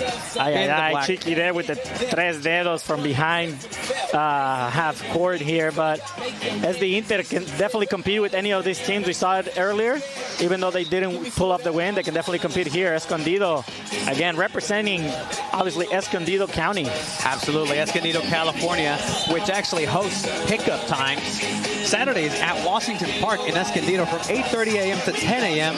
You can follow them on Instagram. That's the main source. As you No. This is the goal of the week, Tony. This is the goal of the week. We'll get a replay on here after, but we get another one from SD Inter. This is a great game. 2-1, Escondido against Inter, Tony. Te la perdiste, estabas leyendo. Pero, oh, man, what a goal. Oh, another one. This is going to be a firework matchup, absolutely. Back with Escondido Club de Fútbol as the action continues on here. Follow them on Esco Club de Fútbol. That's ESCOCLUBDEFUTBOL. Esco de Fútbol. Their vision is to empower our community through free play while nurturing player development. It's going to be fantastic. You have Alex, Oscar, Danny, and Alair representing this team here. So 2-1. SD Inter can definitely come back. It is time for everything and anything. That shot. Tight window there. Tight window there to take the shot. Props in taking it. Good job on SD Inter answering back right away. Hello. That's them answering. Hello. If SD Inter pull off this win, it would be the second comeback we see coming down from a 2-0 deficit. This is definitely an international affair, but it's as local as it gets here in San Diego. Well, the winners will earn their spot in the national tournament in LA. The national champions will then represent the USA in Riga, Latvia for the first International Street Football Association 3v3 Soccer World Cup. Some of the invitees here are New Vision Urban Impact, a non-profit who also have the team here we're going to see featured in a bit. La Liga del Barrio, that's La Liga del Barrio _TV. North County Football, Chula Vista Pickup, Bridge Barcata, and Chicano Futsal. Go ahead and check out all their Instagrams. Instagram is pretty much where they come together, as there's some scrappiness happening there on the bottom.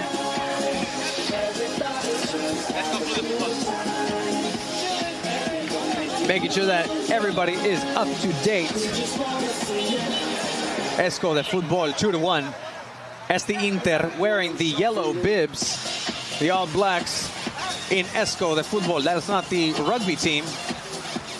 Has the one substitute for SD Inter is suffering. Esco trying to play it quick here. Oh, Inter with that's a chance. It's going to be a corner kick for San Diego Inter. Casi. Knock, knock, toc, toc. As you see, literally, people are stopping on the streets watching this exciting action. Just transients enjoying some soccer. And Tony, I think so far Group 3 is definitely the group of death. I mean, Deportivo Alicia, very talented, San Diego Inter as well, and Esco de Football as well, just competing. I mean, we haven't seen Black Diamonds play here. I think we're going to see them in the third matchup in Court 1. But definitely I can see a champion coming out of Group 3 or Group C.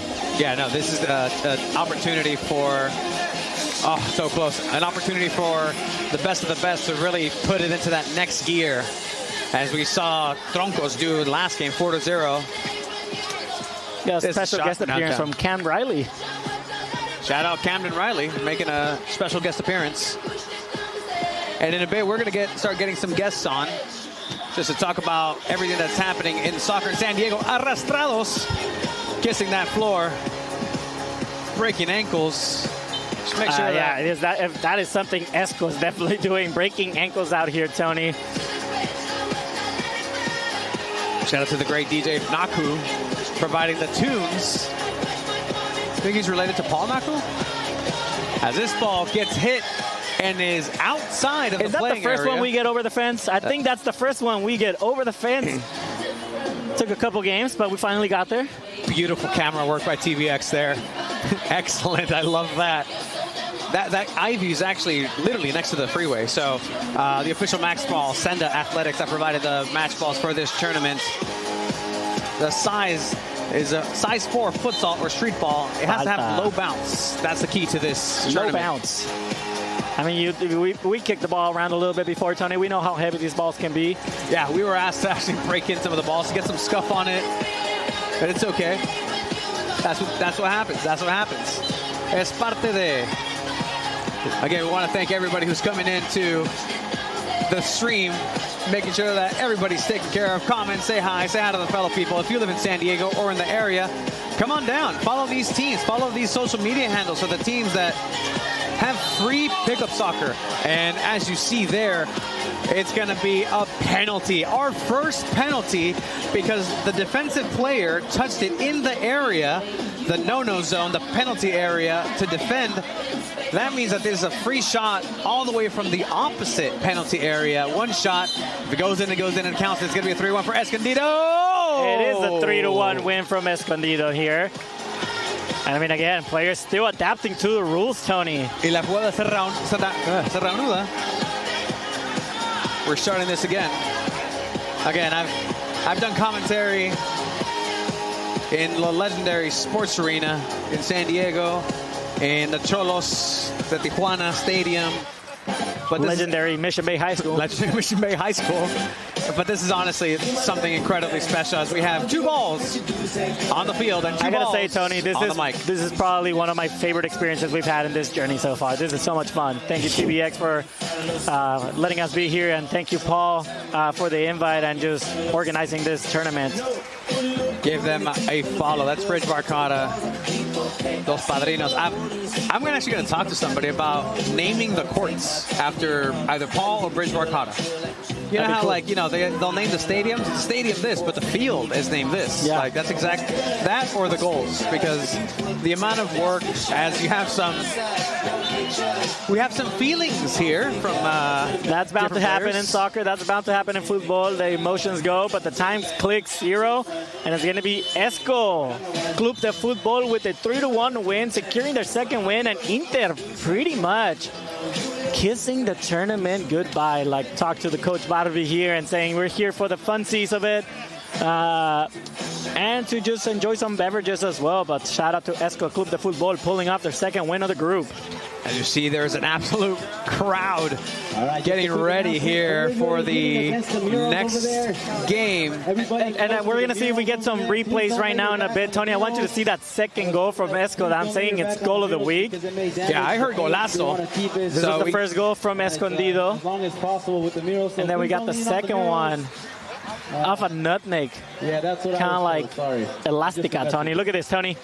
Ay, ay, ay. Oh, adios. Ay, ay, ay. It got deflected a little bit. No. Oh, it counts. My. It counts. He finished the play. Oh, my, Tony. He finished the play. That's a shout for San Diego Punto Football's goal of the week. Absolutely. The first penalty shot taken in this tournament, scored. Thank you to our pals over at TVX, right, making sure that we get these beautiful images. The southbound 5, as south as you can probably get without going into Tijuana, Mexico. A beautiful, beautiful venue here. We're going to go ahead and take a little bit of a break. Got some messaging over from our friends over at TVX who are doing amazingly in this stream. This is We'll get some guests going after. Just someone sitting here between us with another headset. Just to talk a little bit about the fun that's going on here at Chicano Park. This is the U.S. ISFA U.S. Regional in San Diego, Chicano Park. We'll be back in a couple minutes. We have Olímpicos Pamplona versus Deportivo Este.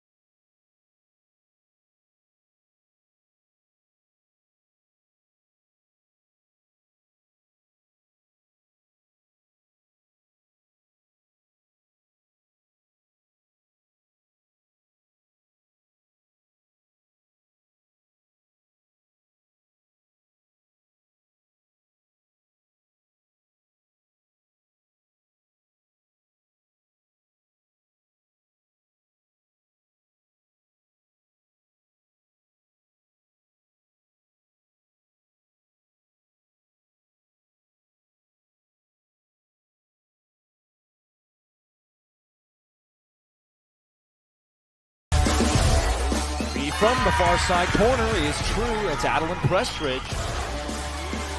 Here come the Aggies. Oh, he posterized him! Oh! Jackson hoists up a shot off the rim. Shaw for the win! He got it! He got it!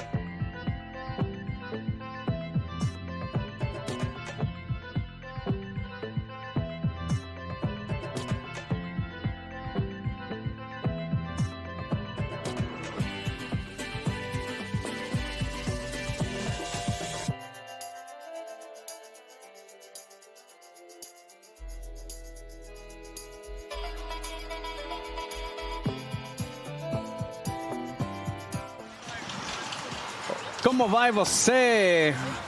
Welcome back to San Diego, California. This is Tony Sanchez along with Alejandro Chia Villaseñor here in Chicano Park, San Diego, the Street Football World Cup, the ISFA 3v3 Street Football regional qualifier is happening here, and we're going to continue the action. Court 1, where the action will be happening in the group stages. This is all brought to you again by ISFA San Diego, and of course our pals over at TVX Video have been doing a stellar, absolutely marvelous job with this stream. Multiple cameras. This is a dream right here. We have in the black coming back. Chiva, fill us in. What's the next matchup? Yeah, we have here in Court 1, Tracas against SD Flow Chrome. SD Flow with 2 teams in the tournament. This is the color Chrome playing. Tracas, who did lose their first game against Deportivo Espejel, had a 2-0 lead and then kind of gave that up. And then this is the first game that Chrome is going to get to play. They won their first game on forfeit. The other team got here late, Olímpico.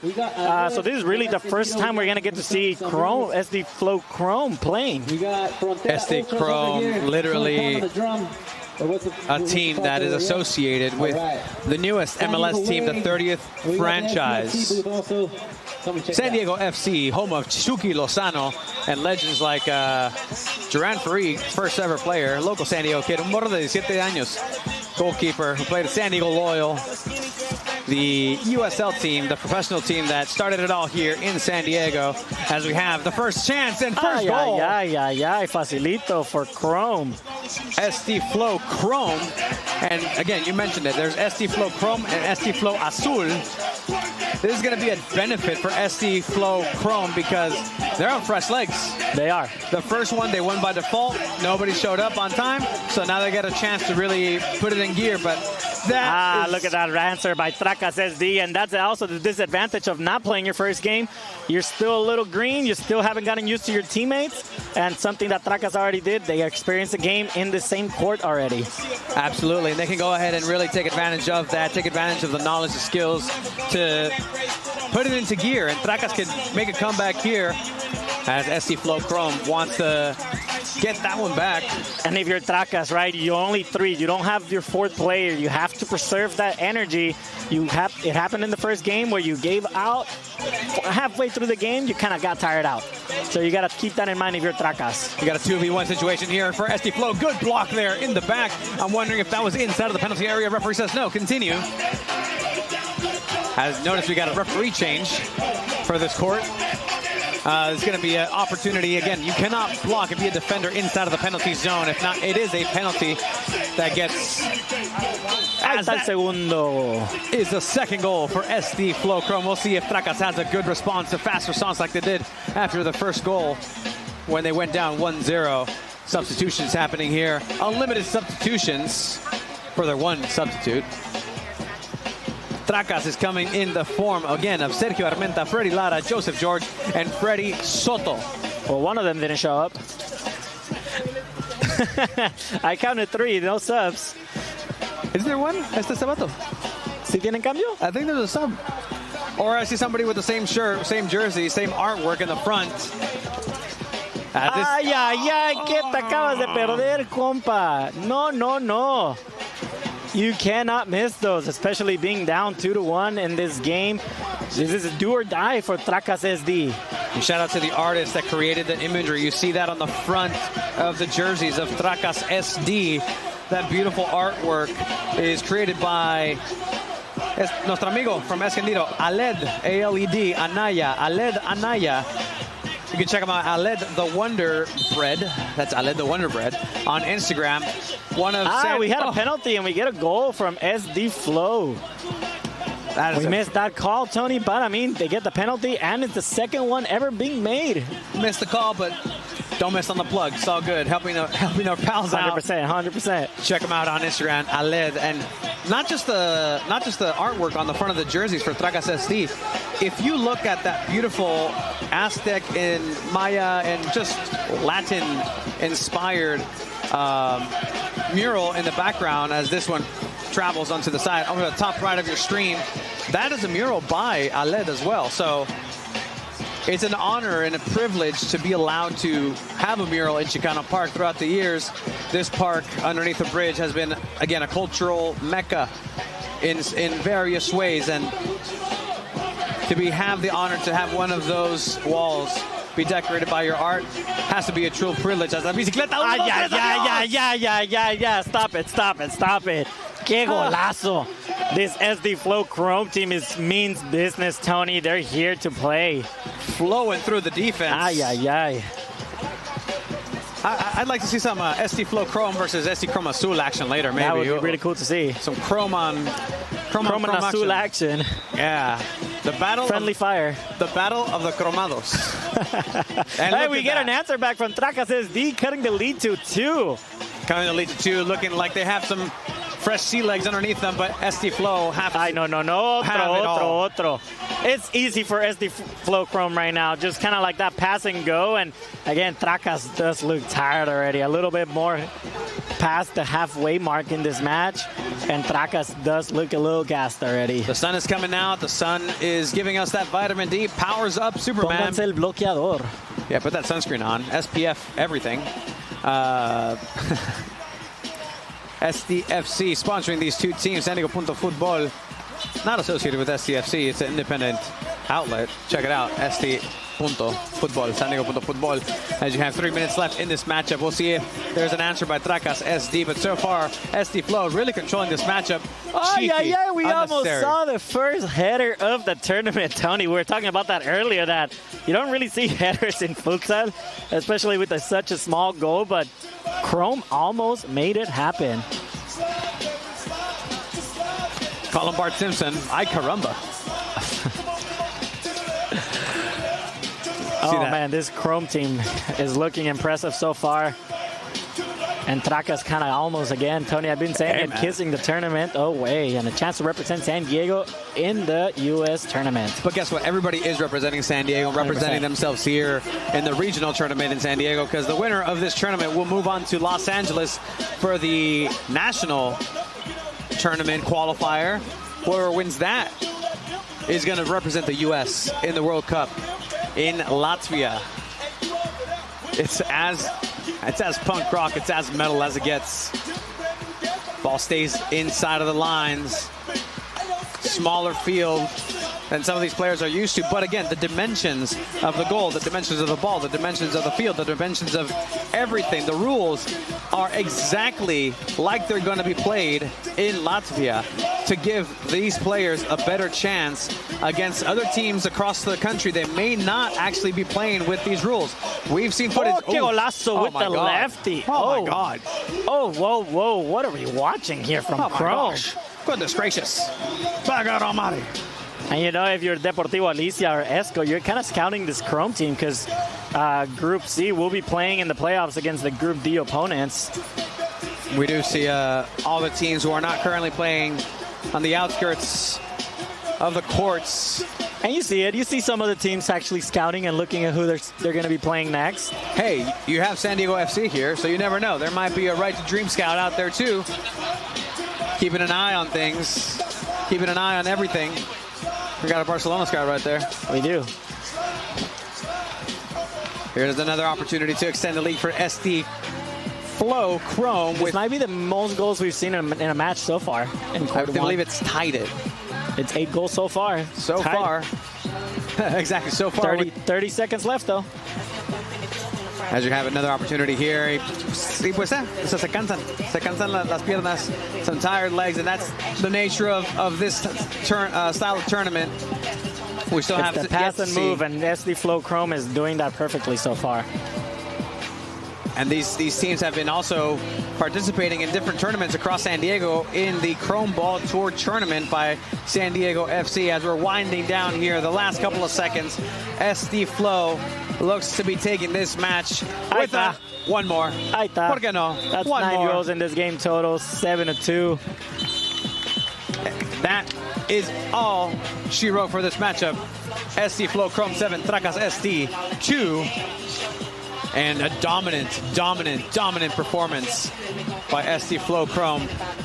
Some explanations of what happened there. And I mean, Tony, so far, you know, we've seen most of the teams play in this court So far, if I have to tell you right now, the teams that have definitely stood out, we have Deportivo Alicia, that Escondido team definitely standing out. Now the Chrome team standing out as well. So, and we saw Minions. They also have 2 wins in the group, and they surprisingly are looking very strong too. So far from Group B, you have Troncos FC, who have also surprised winning 2 of their games. So the competition's there. I'm excited to see the playoffs. We get another round right now after this. Of the last group stage matches. Yep. But so far, Tony, it is impressive what we're seeing. And this is impressive what we're seeing here, the skyline of from Chicano Park and the replays of what SD Flow Chrome did. And you know what? I'll give credit because that is a beautiful goal there by the Troncos FC, making sure that they are doing their best. And at the end of the day, I think everybody's having a great time. Everybody's having fun. This is a tournament that is rooted in what the real soul of this sport is, right? Like, you can be anyone, anywhere, playing with sometimes anything, and everything is a goal. But this is a chance to really just hone those skills as you see just amazing, amazing goals being curled around defenders. SD Flow Chrome, a dominating performance in the ISFA San Diego Regional Qualifier. As again, the sun is coming out, sunblock SPF 1000 being applied everywhere. Beautiful San Diego, California. Teams remaining, keeping warmed up, keeping those loose legs. Some teams enjoying the shade as it ever so slowly evaporates here in Chicano Park, San Diego, California. We'll take a short break, friends. Got some messaging from TVX, and we'll be back with the last match of the group stages of the Street Football World Cup U.S. Regional Qualifiers in San Diego.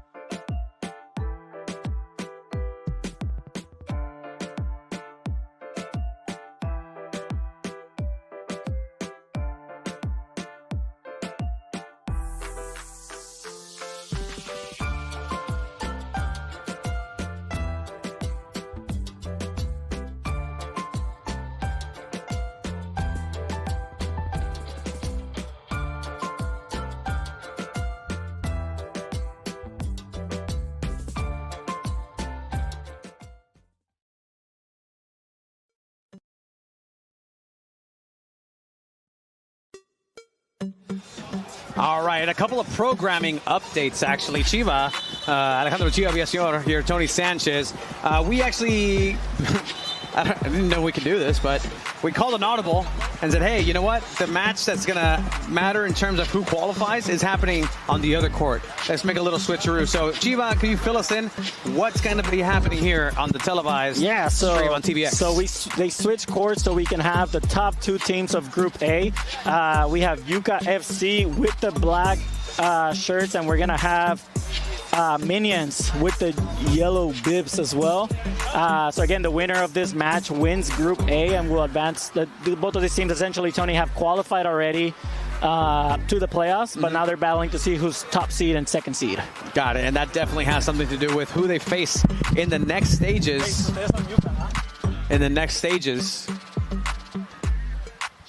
That Minions is wearing the black, Yuka is wearing the yellow bibs. Confirming that, Tony. So yellow bibs, Yuka, Minions in the all black with the numbers. We did have that over in the names right here because Yuka FC has Alejandro Sanchez. That's it. Es el único. But the game started now, Tony. Everybody clock started winding down. And we're going to have the 2 best of Group A. As you have a chance here, that was going to get tapped in. Very smart, making sure that the last touch is outside of the penalty area for it to count. That's the 1 goal to start this off for Minions. Minions really starting it off very, very, very well. But what's happening here? ¿No contó? I think it did. Okay, yeah, so we got to restart the ball behind that line, and a mistake here off the gate. Yuka FC making a couple mistakes here. That's going to be a second tap 2-0. Yeah, Yuka. And Minions starting off not with the best start. And this actually, yeah, Yuka with the 2-0 lead so far. And again, the winner of this one tops Group A. Some good plays. Again, some tired legs at this point. You have to really play the smart game because how much do you want to exert right now? It is the last group stage. This will seed it out. No, correction there. Minions is in the lead. Yuka is wearing the yellow bibs. Correct, Tony? Season's greetings to Chiva, el mafufo del stream. As we have another Minions intervention, Minions in the black. Substitution going to happen here.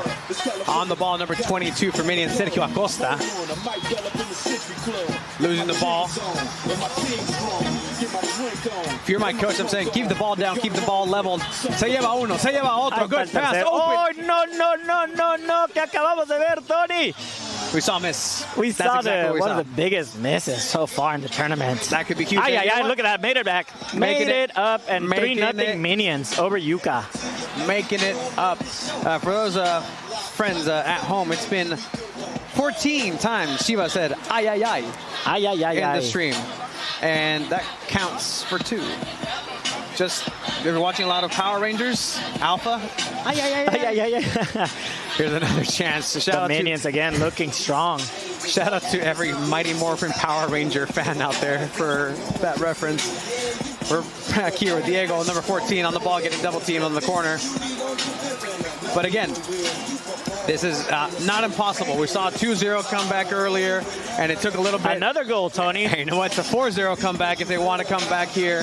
Yuka FC is looking not that great. 2 balls on the field, and it actually had something to do. There was people involved that kind of confused the defender. Referee, what are we doing? Let's get those eyes peeled. Let's get those eyes ready to go. No VAR here at Chicano Park in Barrio Logan, San Diego, California, for the San Diego US ISFA regional qualifier. And Tony, if you're Yuka, you're down 4-0. You're already kind of securing a playoff spot either way. I mean, at this point, kind of try to rest your legs and play better the second half of this match. I mean, plenty of time to still come back.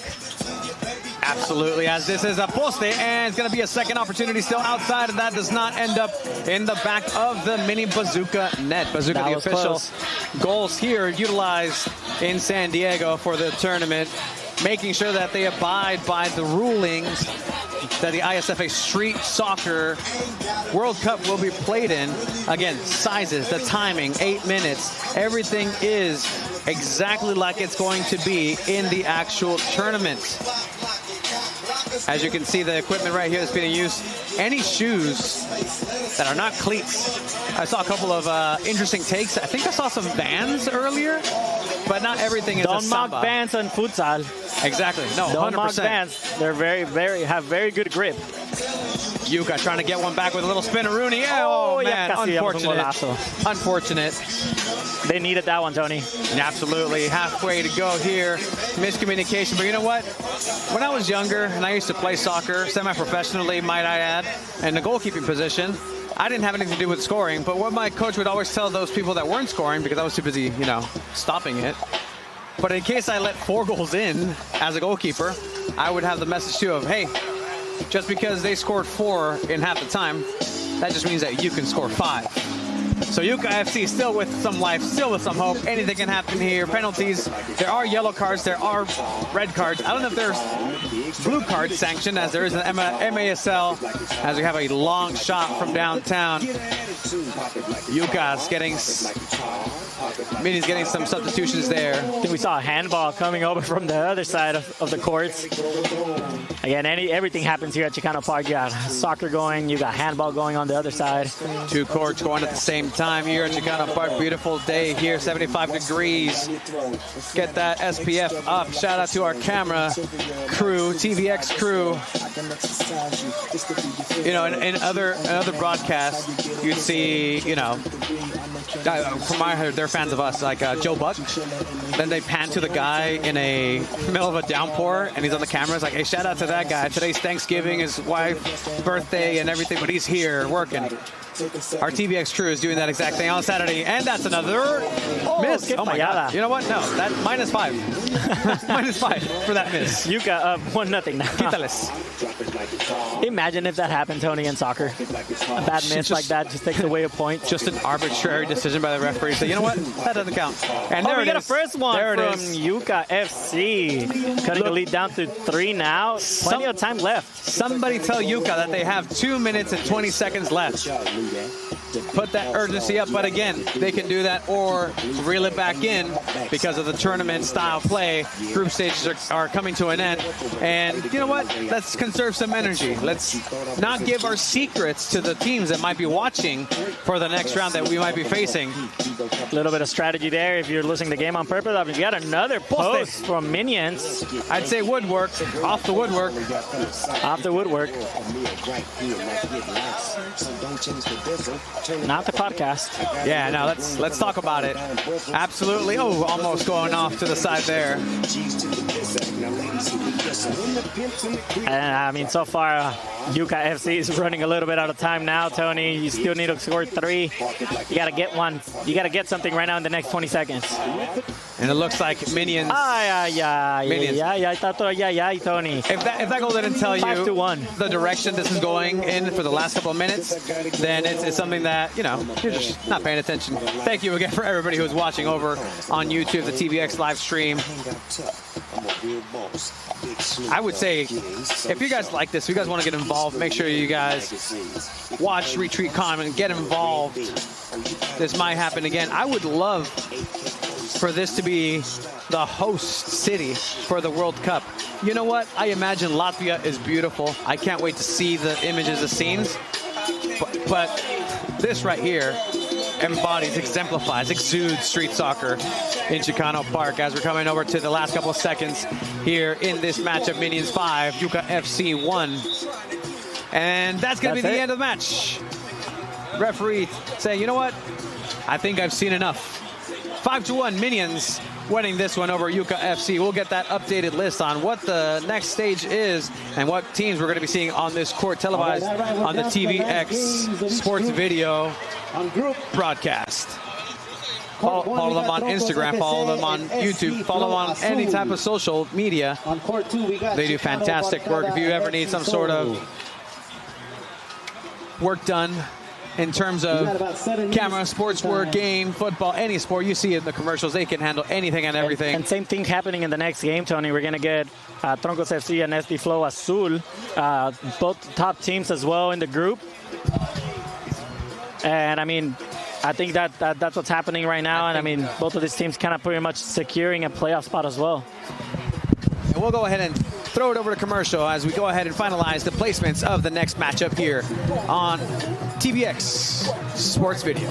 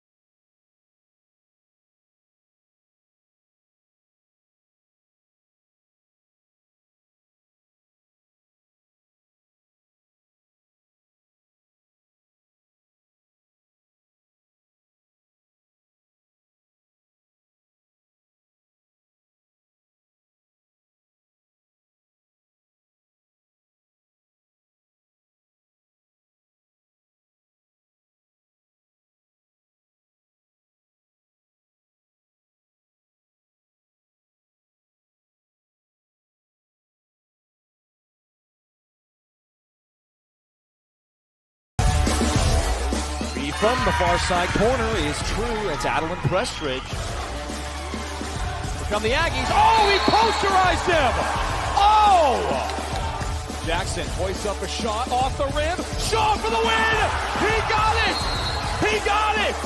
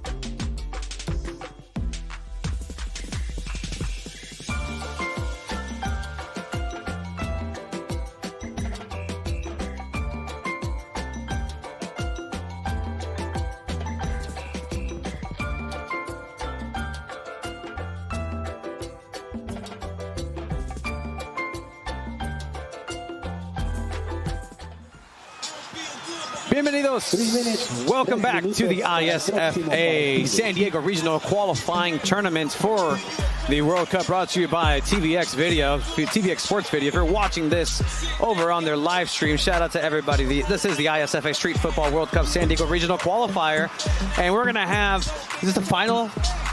It is the last group stage match for Group B. We are going to be having Chicano Barcata and FC Seoul in Court 1. Both of these teams are fortunately out of the playoff contention already, but we're going to get to see on TV again the team that's hosting everything together. Chicano Barcata, Bridge Barcata really started everything here for soccer in Chicano Park. So it's kind of like a special game to see them just performing here, especially with Chicano futsal as well. So look, we're going to get to see the originators. They enacted so much change that here in Chicano Park, it's always been a basketball court, as you see throughout the matchups. But in the background, you can see 2 goals that are coming off on Court 2 from the ground.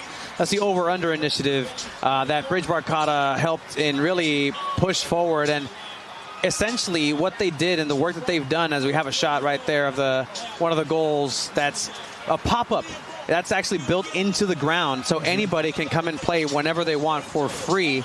And that's been the work of Paul, Naku, of Brandon, of Tony, of Drew, of everybody in Bridge Barcata and the entire movement. Shout out Giassi, everybody who's really made this a home and a hub for the beautiful game in the street sense. And it's honestly astonishing what they've been able to do. So we're going to see Chicano Barcata here in the green once again, because again, they deserve every ounce of praise. They don't get paid for this. If anything, they lose money on time and spending it with their families here. It's not like they're abandoning their families. No, they're coming and bringing their families together, and it's honestly beautiful and has pushed San Diego on the map of soccer in the United States. It's growing. It's a growing sport, but this is where it all starts. You know what? Me and my friends, me and my homies just want to talk. Me and my friends, me and my homies just want to go ahead and play some soccer, some football. Let's go ahead and do it. Let's go ahead and get together some people. They came together underneath a bridge, a literal dusty bridge that floods in Mission Valley, where Qualcomm, now Snapdragon Stadium, is. And this has grown. And so, again, congratulations to everybody who's made this remarkably special. You have San Diego FC, San Diego Wave FC.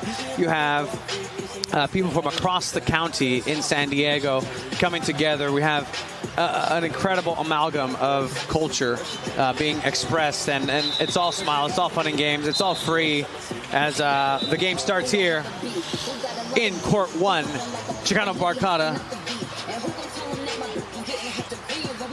Yeah, so again, we have the matchup here now, and again, both of these teams out of playoff contention already, but again, still here to support Chicano Barcata for everything they've been doing. I mean, Chicano Futsal along with Bridge Barcata and Paul Naku wearing number 83. You see him right there with the ball, just really kick-started everything. Oh my goodness, and that ball stayed in bounds. A great idea, trying to get to the great Tony Diorio in the 92, and that almost cost Chicano Barcata a goal. But from downtown, a scoop play, a scoop pass, the length of the court here. Great block here from Paul. And FC Seoul, I think this is the first time we get to see FC Seoul playing in this court. So I kind of like that as well, just getting a little change of everyone. Get a little glimpse of the action here with the TVX crew. As we have some transients just coming in and saying hi, taking my my iPhone charger. All right. You know what? We're part of the community. We share 100%. Values. We show friends. We show everything. As that ball seemed to have exited, according to the referee here on Court 1. Que pase, Tony. What an opportunity. Had the chance right there. As we have the chance to continue it. Tony here with the ball. I want to see Paul score. I want to see Paul score. Like, he deserves to score. The tournament needs to stop. In other sports, let's say they've reached a milestone when somebody hits a stolen base or the game stops to celebrate that. So I think we should do that as that shot travels to the... And Tony, something that has not happened in this whole tournament so far is a tie. We have not seen any ties yet. There's a lot of parity, but not a lot of ties. It's a very, very tight tournament because, again, it is legitimately to represent not just the city of San Diego, but a potential to represent the whole country, the whole nation in a World Cup. San Diego Punto Football, our media outlet, started because we want to go and make it to the World Cup, and that almost makes it. It's that just want to do the Happy Gilmore and just tap it in. Just tap it in. Paul here with the interception. Trying to la pasa. No! That was a chance for the first goal of the match from Chicano Barcata. We're still at 0-0 tied. 3 minutes played into this match so far. FC Seoul here with the goal kick. And I like what I'm seeing from Chicano Barcata, just applying the high press, getting the ball back, and we get the first one. First goal from Chicano Barcata, number 30. Chicano Barcata, number 30, doing fantastic work here El buen José. Pepe con el Garcia. gol. Jose Garcia with that goal right there.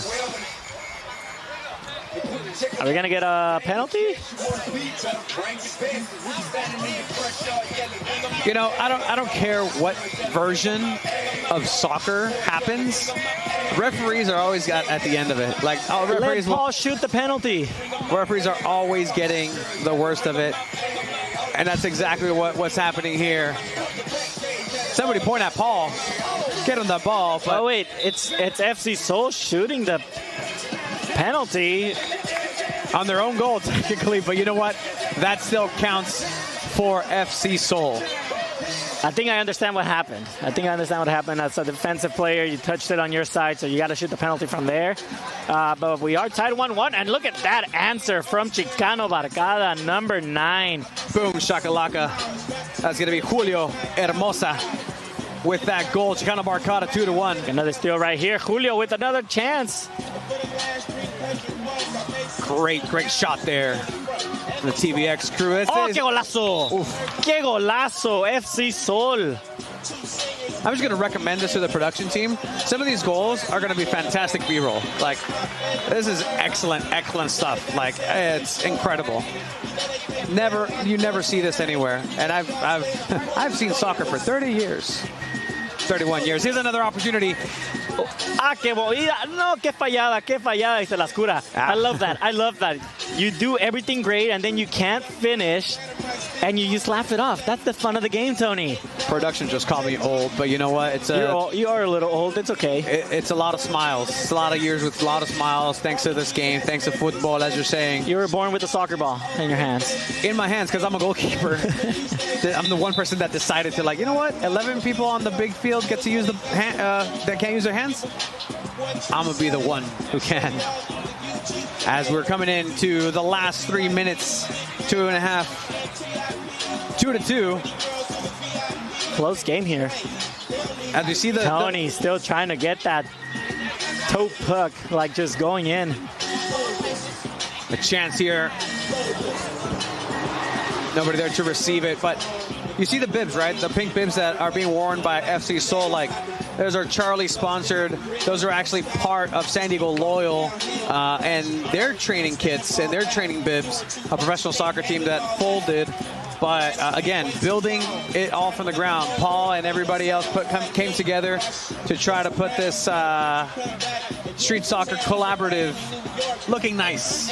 You know, 100%. Wearing different jerseys is cool, but there's nothing like wearing at least similar colors, similar vibes. Yeah, for sure. As you see here. So shout out to the incredible work that's been happening over the last couple of years in street soccer in San Diego that brought this opportunity for the ISFA to look at this city. Hey, ISFA, let's host it in San Diego. Let's host the World Cup here. I know a couple guys that can do commentary. I believe it's going to be, what, every 2 years that they have this, I think? I know a couple of cool folk that have great equipment. Poste! Oh, poste, doble poste! Double Qué post, fallada! double That was post. a chance to take the lead from FC Seoul. That was that opportunity, and very well read there in the defensive area by not touching the ball as it was still in the penalty zone, that stripe zone. The such is coming strong. All kinds of such here at Chicano Park. Paul here with the goal kick over to Julio. Julio trying to speed up the process here and get a goal. So, Tony, we're going to get a tie here. More than likely, there's still 40 seconds left. I don't know what Julio's doing there. The ball's not even in. Tranquilo. I like that. I like the intensity from Julio, saying, I want to win a game. Call him Kurt Angle, intelligence, intensity, and integrity. Great block from Paul here to keep the tie. Rogue Kurt Angle reference. This region is San Diego, Tijuana. It's very much the same. It's a great composite of cultural differences and awesomeness that happens. And look, that's part of the beauty here. Soccer shared. That would have been great for Paul to get the winner. That was it. Lucha Libre culture, like it's just taco culture. And referee blows for the end of the game. That's going to be 2-2 in court 1. And I think they do end as a tie, and they get 1 point in the group stages. stage. That is definitely the rule during group stages. However, that will change in La Liguilla, in the knockout stages. We'll bring you those sets of rules as we inch closer to crowning the champion and the winner of this ISFA regional tournament qualifier winner, the 3v3 ISFA street football Okay, we're gonna switch it up again here with tournament in San Diego. We're going to take a short break from our friends over at TVX, and we'll go ahead and fill everybody in on the live stream with what's coming next. My name is Tony Sanchez, along with Alejandro Chiva Villaseñor. San Diego Football forever. SD Inter and Black Diamond.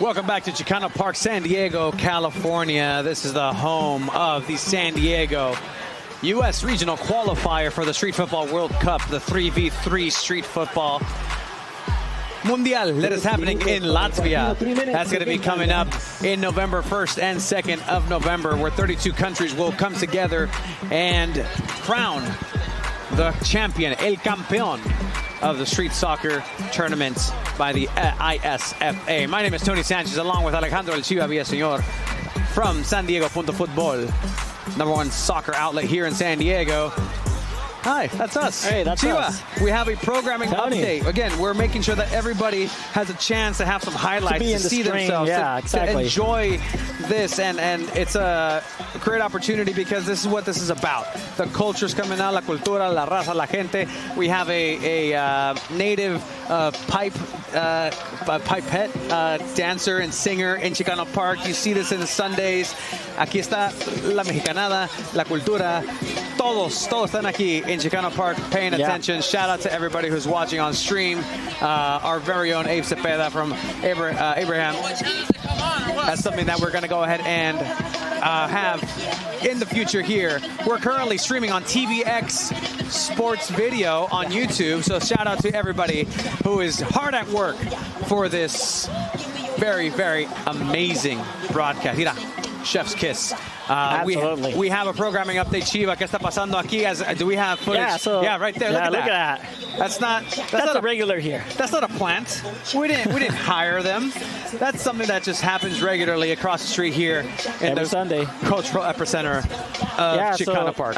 Here for the Group C matches, we're going to get Black Diamonds versus San Diego Inter. San Diego Inter, a team that we saw already in the last 2 games for this group. Black Diamonds, who we haven't seen. Both of these teams are, again, out of playoff contention already, but they're going to get a chance to be in the stream as well. In court number 2, we have Deportivo Alicia versus Esco. 2 of the best teams that we've seen so far playing in court 2 to see who takes the top seed already in Group C. But right now we have SD Inter versus Black Diamonds, a game just for funsies. The back-to-back starting for funsies, for pride, again, this could be for everything. And you know what? Referees getting involved, too. Like, hey, I want to get my licks in there, too. As that ball travels outside, it's going to be back to the Black Diamonds. Yeah, so we haven't seen them play just yet. So we're going to see exactly what they can bring over on the court. But we did see SD Inter being very competitive and not being able to kind of keep up with the other teams as well. Essentially couldn't pull off the wins. But yeah, this is the last game, a chance to get 3 points to leave the tournament with your head held high, knowing that you played your best in the last game and won it. As a day to remember once said, keep your head up high.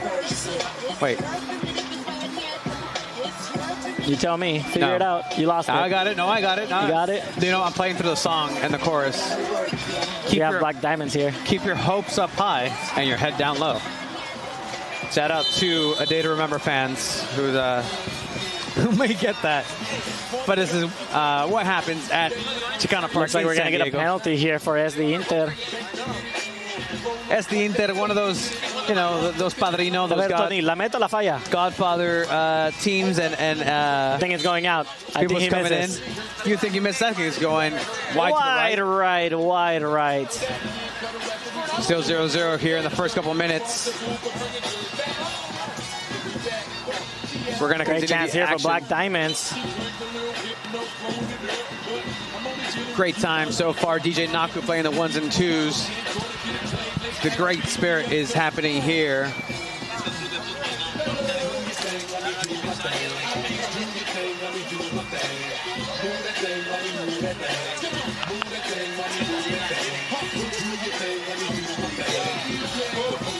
As an interception here, Aguas con los Topos. There's no Gophers here. It is solid concrete asphalt. That's a foul right there. Sóbate. Little late on that tackle. Desinflanax el dolor. Last thing we want in the last match for them is somebody to get hurt, right? Great chance here for SD Inter. Don't quite get it in. We need more of this. We really do. Not just in general, just in San Diego. Like, this is an excellent thing. People are coming out. People are having a great time. As this ball travels and almost impales a spectator, make sure you watch out for flying balls outside of the court.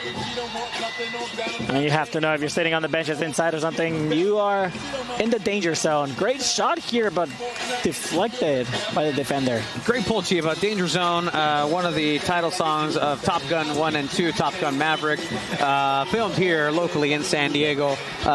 Thomas Cruz.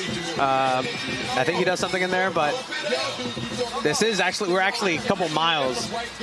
I could throw a rock to where that was filmed. There's actually another movie that was filmed on this bridge called Canine, and it's about a police dog. What is going on in this tree now? Hey, I'm bringing the people into what's happening and what has happened here in San Diego. In this, we get a goal here for SD Hey, Inter. What a play. Does SD Inter know that there is a chance that they can say, you know what? No, we don't want that own goal. No, they did not. They're going to take it. They said, no, that is our goal. Yeah. They'll take what they can get. Here's a chance for the Black Diamonds. Great play. Los Diamantes, as there was a penalty. Touch inside. He touched it inside. Touch inside of the box. Again, you got to know the name of the game, the rules. I really think that on the optic side of it, just looks like they're scoring an own goal. But you know what? It's A-OK. It does feel that way. SD Inter's lead may be cut. Oh, it's a shot for Inter, actually. Oh, okay. And we get a second goal for Inter. I guess the attacking player touched it inside the box. That makes a lot of sense. Your girlfriend's favorite soccer team, San Diego Internacional, up 2-0 against the Black Diamonds. A spinneroonie here. Colin Booker T. A game where SD Inter is going to be able to kind of walk away saying, okay, at least we won one. Well, riflazo, aguas ahí. There's still a lot of time there. There's a barricade that is helping the fans stay safe, as you can clearly see there. Here's a chance for Oh, que golazo! Que golazo! That's golazo. That's goal of That the is San Diego football's goal of the week right there. Absolutely phenomenal. Just the technique. Mark Sanchez will be part of that. No. Por eso quedan fuera. Es the Inter, sorry. You know what? This might change the tides. It might. One of the biggest in different sport, right? Mark Sanchez and his butt fumble. That was a butt goal. So shout out. Big fan of oddities in sports, as we just saw one right then and there. Black Diamonds still wanting to fight in here. 1 against 4, 1 against 3. It feels like Black Diamonds want this victory a lot more than San Diego Inter. SD Inter, Black Diamonds licking their wounds, trying to take out the last team that they face. Second hard foul down there. Sana Colita de Rana applies the Vicks Vapor Rub. I mean, you don't want to be the only team in the tournament that didn't win a single game or that didn't get a single point. So the fair thing would be a tie here, as a great defensive effort there in the back. A great move. Que golazo, San Diego Inter. Pushing their lead up 3-1. Yeah, Black Diamonds not having a good go at it today. But you know what? Again, this is what happens when you just play pickup with some friends and some pals. Like sometimes you play against a better team. Sometimes it's not your day. Sometimes things happen. Ball bounce your way. But you know what? Que falla! No. Hey, TVX, can I get that miss to send? That is a gaff of the week nominee for sure. Thank you.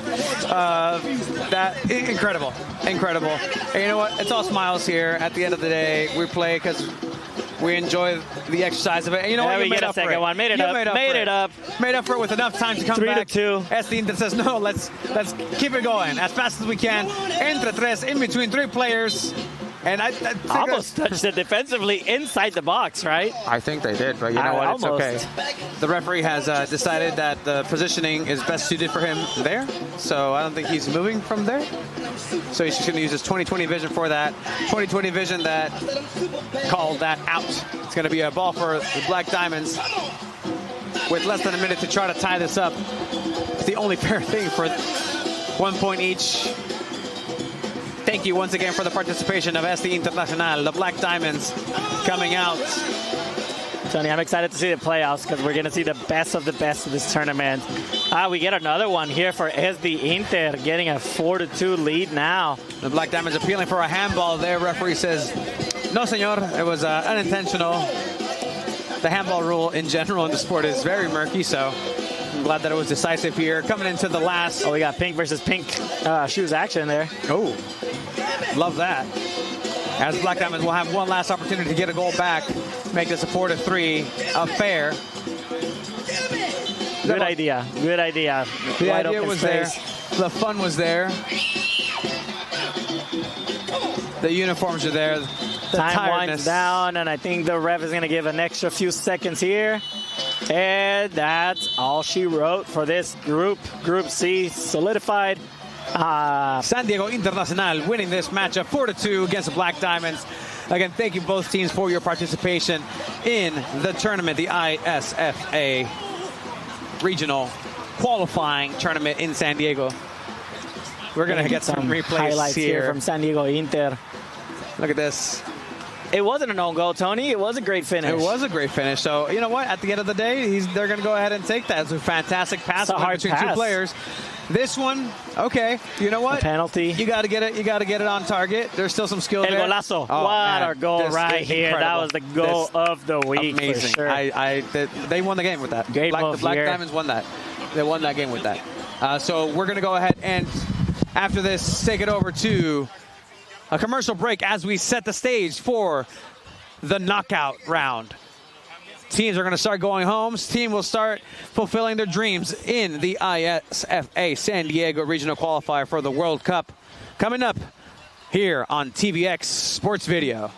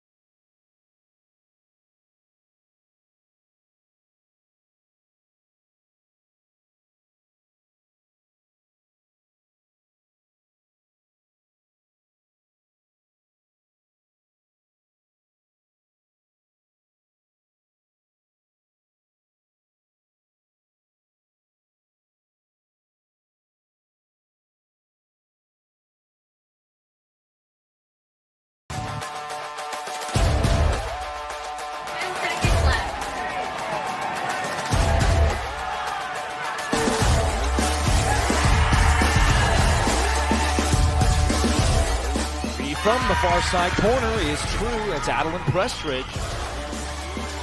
Here come the Aggies. Oh, he posterized him. Oh! Jackson hoists up a shot off the rim. Shaw for the win. He got it. He got it.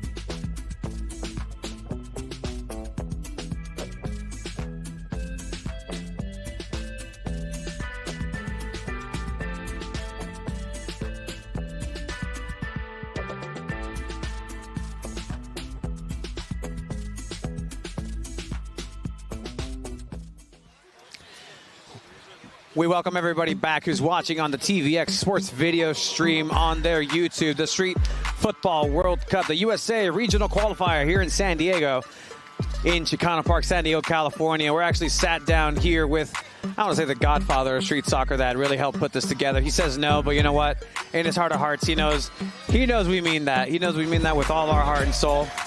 And not only the only guest, we have the guest of the actual trophy, the World Cup, the ISFA World Cup Tournament trophy. You actually worked very hard on this. Welcome, Paul. How does it feel, man? Like, you're seeing all this happen. You're seeing all this come together. You've worked for it. How are you feeling, man? I'm pretty impressed how we pulled this off. This has been such a good tournament so far. Really running smoothly. No fights, no big issues, and we're happy to have everyone here joining us watching live. Yeah, no, and it's really just a testament to what's been here before probably any of us, right? Like street soccer in general, but here in San Diego, in this area, in this region, has meant a lot to everybody who's been here, because it's a space to really express yourself in a free way, in a creative way. You're able to bring your family here. We got DJ Naku, who's on the ones and twos, spinning it up right there, and it's a family affair, right? It's just one of these things where I'm glad that more people are being able to see it, and just congratulations, man. No, thank you. You were out there, though. Yeah. You were out there. How was it like playing? I mean, it's quick. 8 minutes go by really quick, and it's hard to really get in your rhythm. But I mean, it's quick. It's fun. I mean, that's kind of how we play anyways. Our games, when we do pickup, is usually just like 5 minutes, so we're kind of used to it. Absolutely. And so, I mean, are you impressed with the talent that we're seeing? I mean, you see it all the time, right? But now you have different counties, kind of like different organizations coming together. Like you have people from Escondido that don't normally come play at Chicano Park. Yeah. Are you impressed by just the talent overall? Yeah, San Diego is a huge talent pool for soccer. So at all different types of soccer. So futsal, 11-11, 7-7, street soccer, indoor soccer.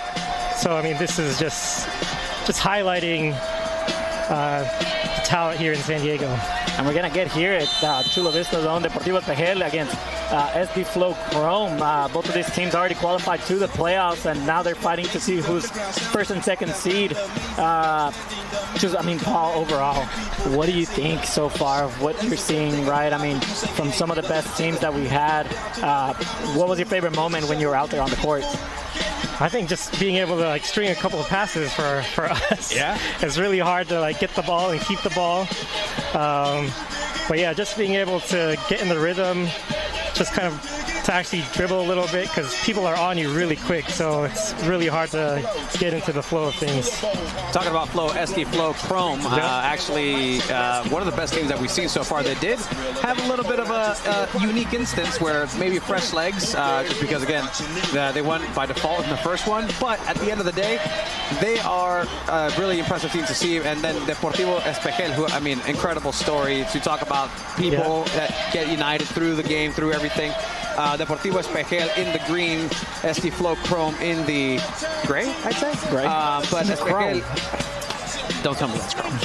don't tell me that's chrome. But Team Espejel is playing on the honor of their friend we mentioned earlier in the broadcast, who did unfortunately pass away very recently, Hector Armando Espejel Galindo, and they named their team Deportivo Espejel in his memory. So they're all wearing number 14, his number, in that. So it's, again, really cool to not only have a tournament where, yeah, you can have fun, you can play, you can come out where you can really have fun and express yourself, but clearly it means more to people than just a game, than just soccer, right? People are dedicating these tournaments to individuals and people who they come to love and cherish. As right now we're seeing Deportivo Espejel and SD Flow Chrome at 0-0, a very tight matchup so far. Impressive what both teams have done, but I mean, do you feel that love out there, man, just in around? Like, people are stopping by, seeing what's up. You see SBFC getting involved, San Diego FC, San Diego Wave. It's truly incredible. Yeah, seeing that all over the place. People have their own reason to play the game, whether it be remembering someone special or just the pure joy of it as well. So, yeah, it's really a good outlet for people to be healthy, be active, show their creativity. Like our jerseys, I made those jerseys, custom, one of one. So, I mean, it's all opportunity. Great goal. Wow, Golazo. Espejel. And again, for our fans and viewers at home or across the world, because again, this is an international affair, that was number 14 with a goal. That was number 14 with the goal. And here comes another chance. That with a very unselfish maneuver there, had a chance to that ball redeem first. that. Ooh, again, things are getting physical. They're getting tactical, physical. There's tired legs. There's instances where you can really tell who practices and plays together on a regular basis, because this is the nature of the street game, right? You only have 4 people. Guess what? That's what you're playing with. You have 8 people, 2 teams of 4. You have, one team who has the better guy. That team has 1 more player, and this is just the ethos of this sport. Representing Espejel in number 14, Mario Aguilera. In number 14, Abraham Callejas. In number 14, Asiel Reyes. And Christian Molina with, guess what? Number 14? Number 14. They move here. No, close. Cerca. This is the first knockout stage. This is, when it gets a little bit more intense and serious, but the energy levels have to be lower than at the beginning of the day today, as a chance here for SD Flow Chrome to tie it up. A lot of time. We've seen a comeback from 2-0 in a very short span. We've seen everything. How hot is it out there? Is it hotter than in here? It's okay. It's bearable. Okay, perfect. Yeah. SPF SD, whatever that means to you. That should be the rating for sunblock. A sunblock company in San Diego. I think the way the brackets are set up, we could be seeing some San Diego Flow Chrome versus Azul action in the playoffs as well, depending if they both go through the semifinals. I just see a foul. Good. I was checking, making sure. There has been a lot of fouls, and whenever I see one, they've been called. So shout out to a referee team of players who are also taking it. Oh, no. The TVX has gone down. Oh, Mayday. But you know what? This stream is still strong. Shout out to our pals and friends at TVX who have been incredible in putting this together. I can't wait for you to go back and see it. Just put mute. It's fine. But just the quality production of everybody on the behind the camera is stellar. Wow. Same team if you literally just copy and paste who does the excellent work with San Diego Sockers. So hopefully that does continue as well for the San Diego Sockers and TVX. That's my little pitch there. Yeah, it's been amazing to see this stream on live. Like, who can imagine just street soccer being shown like this? This is just incredible. Do you have direct connections to the ISFA? Like to a person at Connect? Yes. Okay, and I hope they're watching. And if you're watching, shout out. That almost got deflected inside. We did see a push for a goal I think one thing you can all agree on is that everyone is here is having fun. Like, yes, it's a competition. Yes, you're trying to represent, but everyone is legit having the best time ever. This is a Disneyland. Well, for me, Del Mar Fair. That ball is touched inside, right along the penalty area. Referee says no call. Very close there to the action. Now, as close as he can get. Paul, on social media, we kept seeing, please read the rules before you come in. And I don't think some teams read the rules and were a little confused as to what was happening when the refs were calling some of the penalty shots. Yeah, I think that's one of the toughest things, understanding the penalty keep-out rules. But that's by design, right? Like, you want to make sure that the same rules as the World Cup, and that's how this tournament was built, right? Exactly. Oh, qué jugada. No fue gol. No goal. Oh, it's close. That would have been really fantastic. Tony, I like that rule, because then, as we call it on our regular day jobs, the kids will call it no puppy guarding. Yeah, no puppy guarding. That's definitely exactly what that is. You set up a parameter around the actual goals. Official goal sizes, or is that the official goals by Bazooka? Sizes. So it's 2.5 by 4 feet. So that's the official goal size. And that's an advantage that this team will have, right? Because not all teams and all tournaments for the qualifiers are applying these rules. That's true. Some U.S. tournaments have played their usual pick qualifiers the way they usually play, like 4v4 on like 4x6 goals. But it's really up to those cities to host their tournament as they want. So it's not necessarily ISFA wants to dictate how you do your tournaments, but eventually they're going to be playing by these rules. So in LA for the national and that's tournament. a tying goal, but wait, hold on. I'm sorry to interrupt. There's been a couple of instances there. No, I think he did give the goal. He did give the goal. That is a goal. It is 1-1. SD Flow Chrome has tied it up. Paul, in LA, it is going to be 3v3, right, with his rules. Yep, the national tournament's going to be exactly like this. Smart. That's a good advantage that the San Diego teams will have. Preparing the best, because San Diego will be sending the best. Earlier, before that goal for SD Flow Chrome, you hardly see it in street soccer, right? You put the ball down as a shot goes wide there. You put the ball down to bring it back in, and you ask for the distance. In street soccer, but like, this is intensity. That's game. And that has... Oh, no. It's a tie. It's going to come down to... Oh, wait, what are we... Is this knockout right now? It looks like you're going into the knockouts. Are we in the knockout? No, round? We're not in the knockout. We're still in group stage, so it would be a tie. Okay. It ends in a tie, and so it's going to come down to goal difference to see who's first and second place. They'll figure that out, and we'll let everyone know to see who advances as the first and second seed. But now, coming up next, we're going to be having our knockout games. Oh, let's see. Now we're having it. Yep. Yeah. Knockouts will be interesting, because if it's tie, it's going to be a 1v1 game.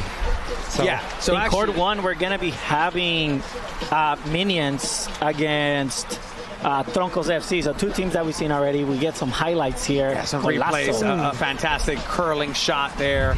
Good to see the space. I mean, anywhere else, you don't really take that shot. Except here, if you have the skills to pay the bills, that would have been probably goal of the game. And very smart. The defense heading off and make sure not to touch the ball in that penalty area. Good 1-2 right there in between two players. Thank you, TVX, for that replay. But to go into that 1v1 golden rule draw, golden rule game, if in the knockout stage, after the group stages are done, the result is a draw, the game is being stopped for breathtaking through ISFA. Breathtaking 1v1 golden goal. Each team chooses one player. Then two players stand back to back with the ball between their backs in the middle of the pitch. After you start, both turn around and try to score a decisive goal, the golden goal. So, goal gana, one goal wins. And that's as intense as it gets. That's incredible. But with that, we want to thank you, Paul, for not only hopping on, showing us the World Cup trophy that somebody's going to be having, but putting it all together. Really appreciate you and the work that you do here in San Diego. So, you're a legend. I'm trying to find a way to get these courts, or at least the goals, sanctioned as the Paul Nathan Naku court. Like, it's possible. No. So I'm going to work on that. I don't know what I'm going to do. It was a group effort. It's not just me. So not just Prince Barcata. We had but I got you here. we had 7 incredible organizations that really put this on. So thank you to every one of them. So. Absolutely. We'll go ahead and take it to break there. We're going to be back with the knockout round action here on TVX.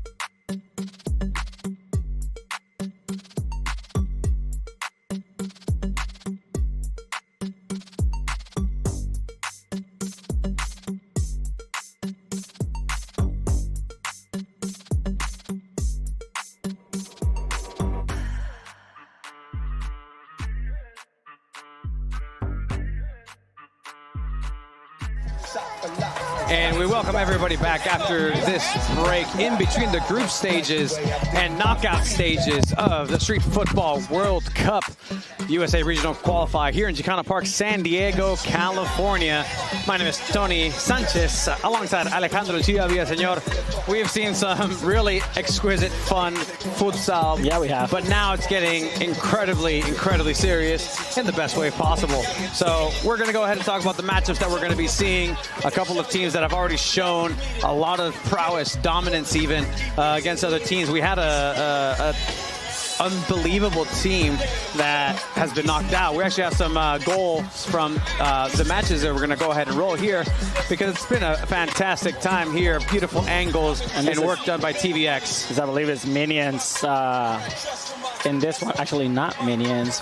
I think Escondido in this one. But yeah, no, right now in Court 1, we're going to get Minions versus Troncos. Minions who ended up in first place in Group A against Troncos, who were second place in Group B. So we've seen both of these teams, Tony, here in Court 1. Yeah. Troncos with the best kids probably in the tournament so far. Yeah, and we saw Troncos there scoring and matching a goal. That right there is the Chrome team by ST Flow, San Diego FC, being represented. Espejel, who honestly are the emotional winners here. Like their story. They're going to play in Court 2 right now as well. So that's going to be happening simultaneously as we wind it down. And you see here the type of successes that teams are finding is actually playing that triangulation, playing football in a strategic way. It's a very different animal from anything that you would see indoor soccer. Un golazo ahí. Golazo, one of my favorite top goals. 3 for sure. Just in between the uprights, the fifth hole there, and it's a lot. It's a great combination of technique. It's a great combination of strategy. It's a great combination of stamina. It's really just the purest form in a lot of ways to the game, to soccer, and we're very thankful for the ISFA to be able to host and be hosting a World Cup in Latvia in November 1st and 2nd in order to go ahead and showcase what the world has. This is what San Diego has for right now. You see one of their goals, the tush push there. Look, Tony, I was talking to some of the players, and they want to win this tournament. Yeah, they do. There's no prize money or anything like that, but the fact that you get to represent San Diego up in LA for the next round, right? And then for a chance to represent your nation and go to Latvia and just represent Team USA, people want to do that. You don't get to experience that anywhere else. All these people didn't make it pro. Yeah. And they all had problem. A lot of them had the dream to make it pro, Tony. So the fact that you get to go and play around against people around the world in the same sport that you love, like, that's one of a kind. And we saw what's at stake as well, that beautiful, beautiful World Cup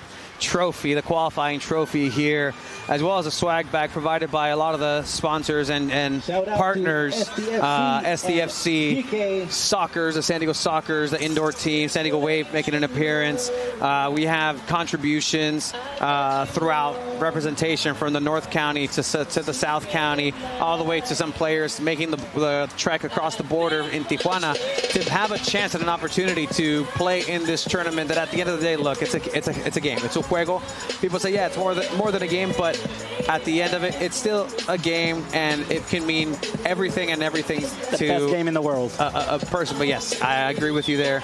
It is the best game in the world. 1:15 Pacific Standard Time will be the time where this matchup here will continue as we continue with those beautiful shots provided by TVX. Here is where you're watching and hosting, really commanding respect in the street soccer broadcast world. Just pioneers here in Chicano Park. We see the 5 South. We see the Coronado Bridge, the beginning of it. This is a representation not just of what the city has to offer, but what the sport has to offer, and a reflection of each individual that's out here on a Saturday loving what we do. It's the best thing that we can ever do in the world, is enjoy football. And you know what? I'm excited here. Minions, Troncos FC, the knockout stages, 8 minutes of action in Court 1. In Court 2 has already begun as well. 8 minutes, and here we go as we see Minions, who have had a couple of instances. They were a little shaky. They really seem to be ready. That's a Oh, we get the first one, Tony. That's the first goal that goes coming in. from Minions. Minions there with a 1-0 scoring from downtown, and this is really where the temperature kicks up. There are tired legs. There's definitely more physicality being input. Great block there. That ball was traveling aerially into the second goal for Minions. But Troncos FC have shown to have fortitude. They have shown to be a team that can dominate, that can even, play incredibly well defensively, manage their time. That's just from what we've seen here. And anybody can definitely enjoy this. We cover soccer in San Diego Football. Get more of this action, all the goals, gaps, and greats as Troncos FC moves forward, trying to get some help here. Ball does seem to travel with the assist of the crowd outside that have nothing to do. Calling for that. Hey, yeah. Ball went out. Helping the referee there. Great interception here, but great defensive deflection here. And again, Tony, we've seen Minions, and we saw them first in the second round of the group. ¡Qué golazo! Oh, taquito de Troncos FC. Wow.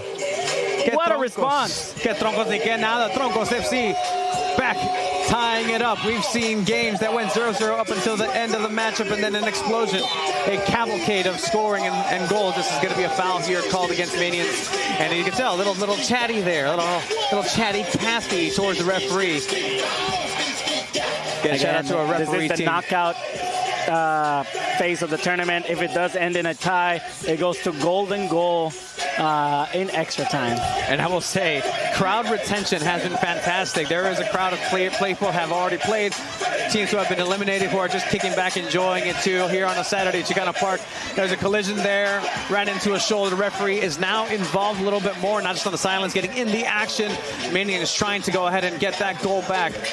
Being patient, moving with the ball and without the ball. It is only 4 players total on the roster, only 1 substitution. Every single one of these teams has already had a couple of grueling matches. There's tired legs, but that's what it's going to take to represent San Diego and potentially represent the United States in the ISFA World Cup. That's a goal. Goal. Very well rolled pass, slow and low. And that's something that Minions know how to do very well. Just find that open space and be clinical with your finishing. We've seen them so far, but let's see if Troncos can respond now. As you have another chance here, Troncos did respond to that first goal 2-1 with 5 minutes to go. Anything can still happen. And just looking at, again, the representation that's happening here by the Minions. You got number 14, Diego Esquivel, 19, Oscar Vargas, and that's going to be called. And referee's going to go ahead and reach down into his pocket for the first time this matchup, because, again, there are rules and regulations. Hey, making sure everybody's taken care of. This is the first game, Tony, that it's getting a little rowdy there between both teams. Yeah, and you know what? Let me tell you this right now. It's not in the best interest of Troncos FC to have the situation go, because the clock is running.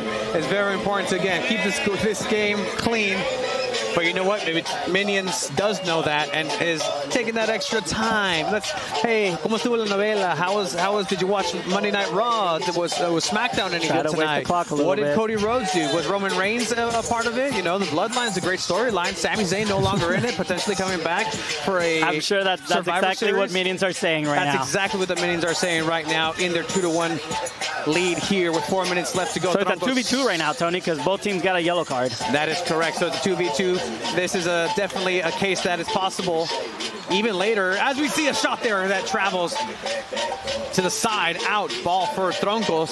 This is a situation, if there is a tie at the end of these matchups, it goes into a 1v1 golden goal scenario, and so we could potentially see 1v1, we could see 2v2, 3v3 is a natural default for this style of play, which, by the way, is the actual style of play that will be played with the rule book of the ISFA, the World Cup, the Street World Cup in Latvia. So essentially, Tony, in a 3v3 tournament like this, if a player gets an orange card, you're out for a whole minute. Gotcha. So that's the punishment if you do get essentially the yellow card. If you get a black card, it's exclusion from tournament based on the tournament organizer's decision. So you could be just ruled out for the rest of the tournament. Yeah, don't do that.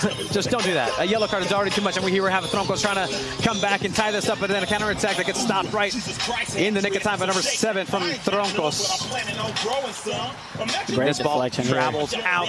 Troncos are coming in by the way of Omar Rodriguez, Gerardo Medina, and Angel A squared. That's Angel Flores and Angel de Leon, as Minions Tries to get that ball back. But honestly, Troncos have had the possession, looking more aggressive here.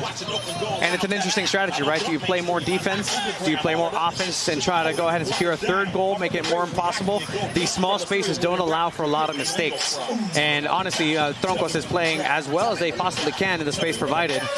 And what I was saying earlier is that a lot of the teams across the world, across the nation that I'm seeing, the street soccer scene has a lot of dribbling and skills and trickery. What we're seeing here in San Diego is actually the opposite. It's a lot of sound tactics. And not to say any other teams or countries or whatever don't have that as a good block here. Double block staying outside of the penalty zone, which would have awarded a penalty. Here comes the shot, and that hits the crossbar. That is no goal. Yeah, no goal there from the referee. Referee, very well taped goals as a counterattacking opportunity happens here. As you see the defensive strategies that start to develop, right? That's number 15 for Minions, El Buen Enrique, who is on that one knee, right? This isn't a situation like indoor where sometimes some leagues don't allow you to have a knee on the ground for a slide tackle or anything. But no, you can close that off, make sure that you are not in the penalty area, as we have less than 2 minutes, minute and a half left of action. I was close to being inside the area there. From that really was. And no, qué fallada. That could have sealed the deal for Minions, and that could have been the ticket to the semifinals. However, it's still 2-1. We got a minute and 15 seconds left. Quarterfinal action here on court 1. Minions leading Troncos 2-1. The winner makes it to the next phase. The loser, you know what, again, there's no losers. Here's an opportunity for Minions to get one back. And as we start seeing, you start making more space for yourself. You get chances that don't become concrete at the end because you're just taking a chance. It's a Hail Mary approach at some point. They have to feel Troncos that the time is running out. 22 checks in as Sergio Acosta for Minions. And Troncos continues forward, getting that space underneath the foot. And there's a chance and a great block. That block can spell the potential victory as Minions looking to get the sealer down. Close to 30 seconds left in this matchup, and that gets rolled onto the post. Wow. Maybe one more chance for Minions, who is on a one-on-one time, and good help there defensively, trying to do the roulette. La Ciudad from downtown, that travels outside, and that will be coming together. Maybe Troncos can have one more attacking look. Somebody tell Troncos there's 10 seconds left. Somebody tell them they're running out of time. Extending the leg, abriendo el compás to get that pass off. One more pass, one more touch, and that's going to go ahead and be the end. And that's it. Minions moves on to the semifinal. Troncos FC 1, Minions 2. Again, that's an exciting matchup. That's a preview of hopefully what we're going to see here on Court 1. Shortly, we will review what the result was of Court 2 to let you know what the next set is going to be. If I can just have our... I think Court 2, we might be having some extra time over there. Court 2, extra time. Okay, well, we'll be looking, following the referee there through our fantastic TVX crew. And it's going to be a 1v1 situation that's going to be happening over in Court 2. I don't know if we can... Oh, look at this. TVX. Fantastic. So Court 2 is going to have a 1v1 situation in which it's a golden goal. Whoever scores first moves on. You got Espejel, who again put this team together. Everybody's wearing number 14 for that fallen comrade, that fallen amigo, that fallen compita. Que sabes que was part of the team that they grew up and loved and unfortunately passed away. they're all wearing his number. That's why it's called Espejel, in honor of that. And you have SD Chrome, the Flow Chrome. There's a Chrome Azul that's going to be playing here in front in Court 1, as it's going to be decided, the rules explained to both teams, that's what's going to be happening. If TVX is okay and staying on location and our sponsors allow it, we can go ahead and continue. Yeah, so essentially it's going to be a back-to-back position. I believe that's what the rules state. And then it's going to be a golden goal. Whoever scores the goal wins the game. But I think they might just be doing golden goal.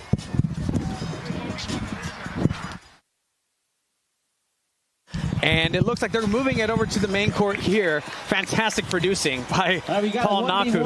Absolutely making it happen. The TVX crew is also happy. Everybody is happy here. Shout out to everybody who's still staying here. As you can see, there's people around here who are not even in the tournament but still want to see and witness a 1v1 situation here. Espeje is a chance to go ahead and move on to the next round. All eyes on this matchup. No time limit. This is a very interesting position to be. There's first no chance, corner kicks either. There's no corner kick. That first chance is going to go ahead and be squandered there by Espejel. It's kind of like a check back here. So now we have Deportivo Alicia's player shooting and goal. That is the goal. That. Deportivo Alicia is moving forward. What a move and what a shot to win it for your team and advance to the semifinals. And that can be a strategy that can be employed elsewhere in this knockout tournament because, again, getting the ball back, if you feel confident about your defensive skills and confident about your offensive skills that you can take the man on, you did that. That's exactly clinical. We get a second angle here. This is absolutely ludicrous how fortunate we are to do this because, look, that's a fantastic view. Who would have thought? This is the best broadcast of a street tournament I've ever seen, and that's not just because I'm talking over it. You can watch this muted, and it's fantastic. We love what's happening here with the ISFA Regional Qualifier in San Diego, Chicano Park. The semifinals are going to be coming up next, so we're going to take a very short break, and we'll be back.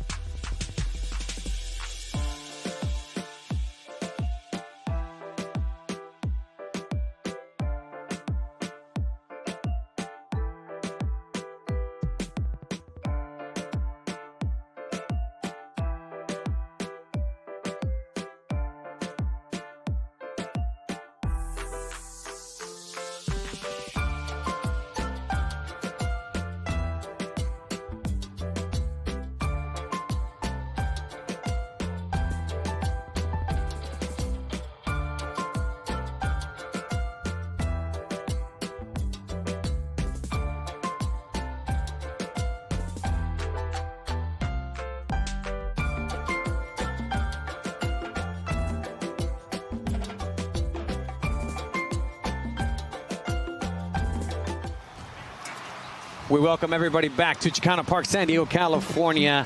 La Sede, the home of the regional qualifier here in San Diego.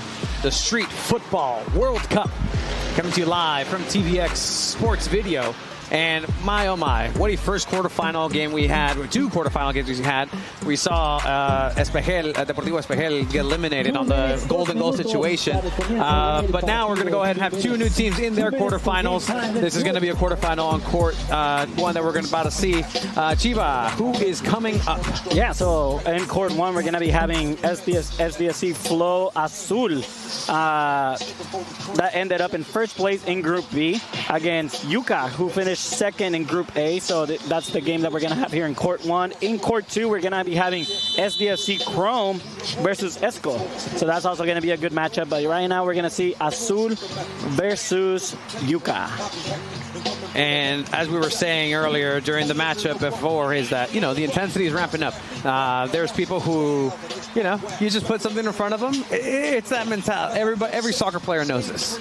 It's that mentality of, like, you tell me to run 10 laps, and I'm not going to run 10 laps. You put a ball in front of me, I'll run 20 laps. Yeah. And that's okay. You start dribbling. As we start this second matchup, SD Flow Azul versus Yuca FC. SD Flow Azul, and between Yuca, I only have one player listed, Alejandro Sanchez.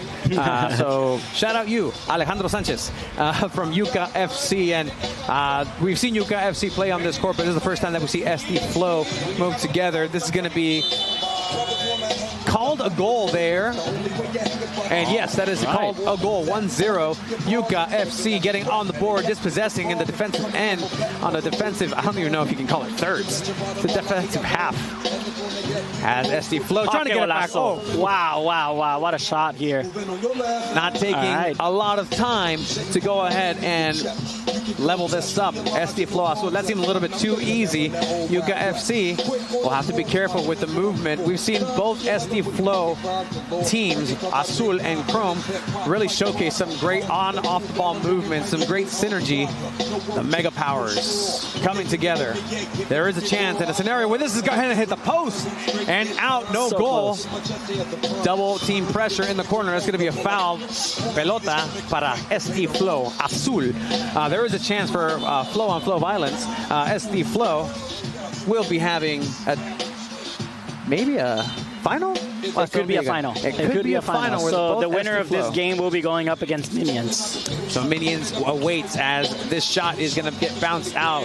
Yuca FC with the ball, restarting the game quickly. I want to shout out everybody. We've been getting screenshots. We've been getting just people in pillow forts and everywhere in San Diego, across the country, actually. It's kind of ridiculous. It's kind of funny. And I really like that people are liking this. Just people enjoying it, this stream across the multiverse of street soccer. And however you came across this, if live, if on a pre-recorded basis, want to thank you on behalf of the TVX Sports Video crew and everybody put this together, as SD Flow and Yuca FC here in the quarterfinals are looking to move on to the next round as they have a little bit less than 6 minutes left. Correction, Tony just looked at it again, and no, we could be seeing a flow-on-flow semifinal, actually.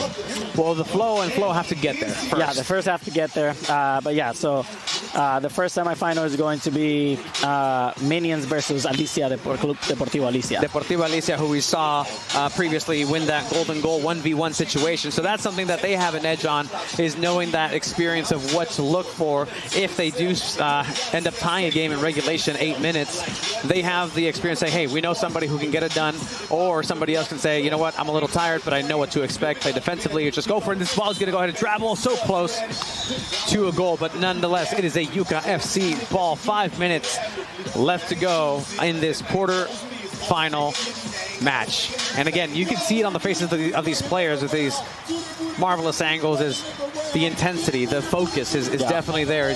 I mean, I think we're more ramped up now than ever. Just, you can feel it in the air tonight. Ta-tan, ta-tan, ta-tan, ta-tan, ta-tan. Oh, that's a goal. Fue gol. That is going to be a goal. Yeah. Oh, wait. Oh, wait. Referee says no goal. Referee looks and says no goal. Points, checks his instant memory VAR and says no goal. Still tied 1-1. SD Flow Azul. I mean, if they wanted, we could have VAR. Right now we could. Hey, let's not push our TVX broadcast house so much. They're already doing an incredible job here. But yes, it is possible. But we won't let them know. How about next year? Maybe next year. How about when we do this again in Los Angeles at the regional? How about why not in Latvia? How about when we get the call, hey, y'all.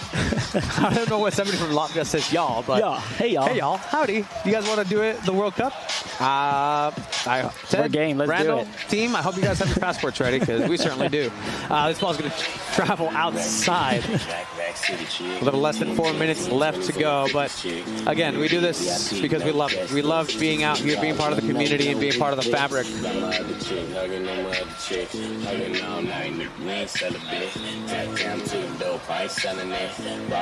Looking at some action here, as if I'm not mistaken, the Aztec dancing crew has now joined in Chicano Park. Again, just a cultural melting pot. Well, a cultural salad. Each individual ingredient is being showcased, just like each individual association is being showcased here as well. That's going to be a foul. Yuka FC player down there, donning the yellow Charlie bib. 1-1 here, still SD Flow Azul Yuka FC, and referee is going to have a discussion with the Yuka FC teams as we still have a player down. Wearing those Charlie bibs, again, talking about what it's been taking this event to come together. It's just years and years and years of dedicated people from everybody involved in Bridgewater Kata, Chicano Futsal, Chula Vista Pickup, Escondido Football, the pickups. As we have a player coming back up. Again, this is not a ticklish surface. It is definitely a hard surface. I'm taking my tumbles safety here. always takes priority. 100%, even in street soccer, and that's something that is. So now the ref has the option whether he wants to add a minute or so after, just because it was an injury. The time does not stop, so it's up to the ref if he wants to add that time. As we see there, the flag of San Diego wave, the truck, the SDFC Chrome Ball Tour truck. San Diego FC, the newest MLS franchise, the 30th franchise in MLS, starting next year with stars such as Marcos Imbartzen, as Court 2 seems to have a couple of fantastic plays happening. All of this will come together in the semifinals and in the eventual championship game. Yuka FC, SD Flow Azul measuring each other. Being very careful not to give too much up. They're playing very safe right now. And I mean, to be honest, in a playoff match, yes, you want to play conservatively, but you also want to risk a little bit. That's how you're going to eventually win this game. If you don't risk it, you may not win it. And this can be a decision as the ball and is he did touch it inside the no zone, as you like to call it. And I think that, obviously you're going to have to appeal for your own sake to do that, but it was a difficult situation to be in. The ball was coming, and you didn't know if it was going to travel. And some sportsmanship. Good we sportsmanship could be seeing here. A buzzer beater here. Time is winding down, but then Yuka will come offensively. FC Flow are able to score this, and that is it. That is in for a 2-1, but immediately Yuka FC is going to restart the game. They know time is not on their side now. 2-1. Flow look to move forward into the semifinals on their side of the bracket, but Yuka is putting the pedal to the metal. Toda la carne al asador, making sure that at the end of the day, there's not enough in the tank to say, hey, we didn't give it all. SD Flow playing some good defense here in the shot from all the way down. And that hit the floor. El poste casi. Yuka looking and staring down the time barrel. Good step over, trying to get ahead and not foul. Very good defense being played here, very physical. The referee says play on, letting the boys play and letting them go. Here's the shot that gets blocked and deflected by the ankle. And right now, as we were saying, Chiva, because of that injury, the referee will add a couple of more minutes, a couple of more moments of action in this matchup. It is up to the referee's discretion to decide when this match ends. Yuka does know that and has to be cognizant that their time is winding down. SD Flow do the same thing, getting out of a 2v1 situation, almost there, but remaining with the possession. SD Flow. Same thing on court 2, Tony. Time being added. Time is being added, and there is hands to head on court 2. We're going to get that update as soon as we have it. But Yuka FC, their time is winding down. Referee looks at his watch, staying on the floor. Tired legs, good feint there. And once again, referee looks at his watch, making sure that the time that he's going to be added is exactly what it's going to be added, making sure that all the players are aware that it's a fair share here. Yuka with probably the last gasp offensively. A good play in between two to remain possession. Tired legs, not a lot of runs happening. This ball somehow ends up in the possession of Yuka. And this shot all the way down is going wide to the left. And the referee blows for the end of this quarterfinal match. SD Flow Azul move forward into the semi-final. We'll get word right now as well in who advanced from court 2. But right now, SDFC Azul, Flow Azul is into the semifinals. We're just waiting to see if we're going to get some Chrome and Azul action. As it looks right here, you know, you get this in tournament play, in any sort of competition. These guys were just playing for the funsies of it at the beginning of the day, and now you put something in front of them, it means something else. And trying to appeal as to why a shot that hit the crossbar was a crossbar, not in fact. And we're going to go ahead and have that replay here as we have Chiva rejoining us to get with the info. Good play there, and you see the ball. We're going to get a great angle here. It's just an embarrassment of riches of angles, and right, that's a goal there. That is, what a golazo, dude. That was one that the referee marked. That was the goal. That was the one goal that they did give.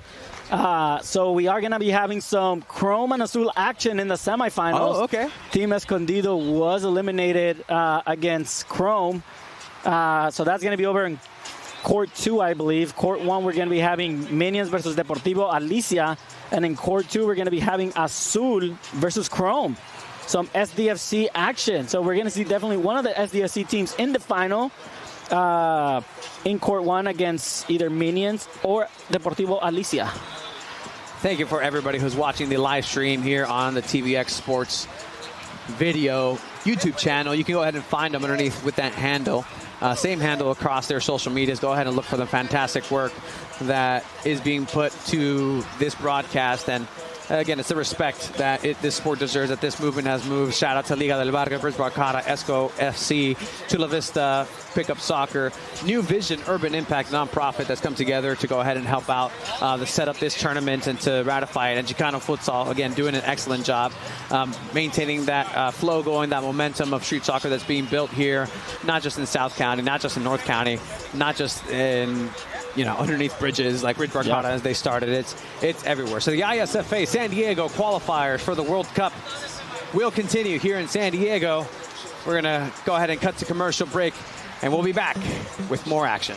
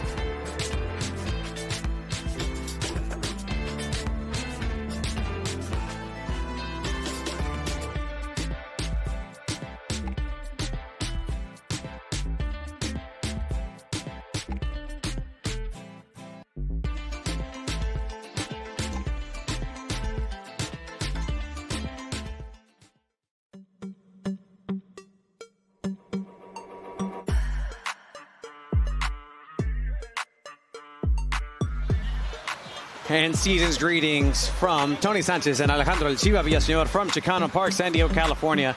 The Street Football World Cup USA Regional Qualifier in San Diego for the ISFA World Cup in Latvia is happening now. Semi-final action. And let me tell you, the intensity is being put to the test because there was a couple of situations that I was being privy to in both courts, right? Because the rules are stated, and at the end of the day, there's interpretation where there shouldn't, but the team got it together. The organizers got it together. The discussion is going to be had here at center court with the remaining teams. That is Alicia, that is Chrome, that is Azul, with the referees, is to discuss exactly that. These are the rules during the golden goal situation. These are the rules for the penalty area, just to make sure that everybody's on the same page, no margin for error. We reviewed the footage and spoke to all participating parties here, and everything was followed, but just again, that unclarity on their part. Ahí están las reglas. Ahí están. Read the rules.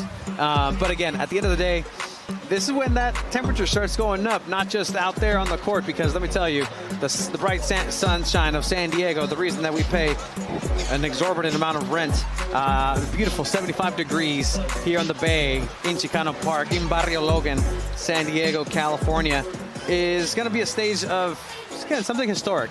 And again, you measure history however you want to measure history, but what we're going to see here is 4 teams that are going to have a chance to represent San Diego in the regionals. That's going to be happening in Los Angeles because different teams. They're also trying to figure out some other things right now, Tony. Yeah, no, 100%. Again, because this is big. The ISFA Street USA Regional Qualifiers, the official 3v3 tournament happening with associations across the United States from Boston, New York, Grand Rapids, Nashville, Dallas, Austin, San Diego, Salt Lake, and Sacramento. They're all going to be coming to Los Angeles for the USA National Tournament. And again, that's going to be to determine who goes to Riga, Latvia, to a literal awesome hangar. Like, again, I alluded to it earlier, but we're here in San Diego with the most Tony Hawk's Pro Skater setting for a street soccer tournament. As you can see, people are staying here. They're having a great time. They're enjoying. A lot of these people know each other because they play here at Chicano Park. They come and enjoy it with their families because they know it's a safe haven for soccer, the beautiful game to enjoy and get some exercise and get some smiles and get better at the sport that you so dearly miss, so dearly love. We've seen everything from younger kids out here in a team of all adults, and the kids are the ones schooling everybody. We've seen people who are playing soccer for the first time that have come together here at Chicano Park.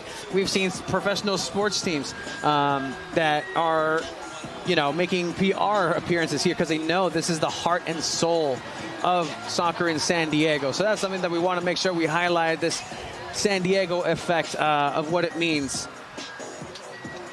And at the end of the day, we want to thank everybody and welcome to this beautiful, beautiful field. Again, we're going to check in, make sure everything is up to speed with the teams ready to go for the semifinals of this ISFA Street Regional. It's going to be an incredible time as we see the 5 southbound people heading over either to Tijuana, National City, Chula Vista, San Isidro, everywhere. But this is where it's happening in San Diego, California. Some beautiful shots from our TVX sports video crew.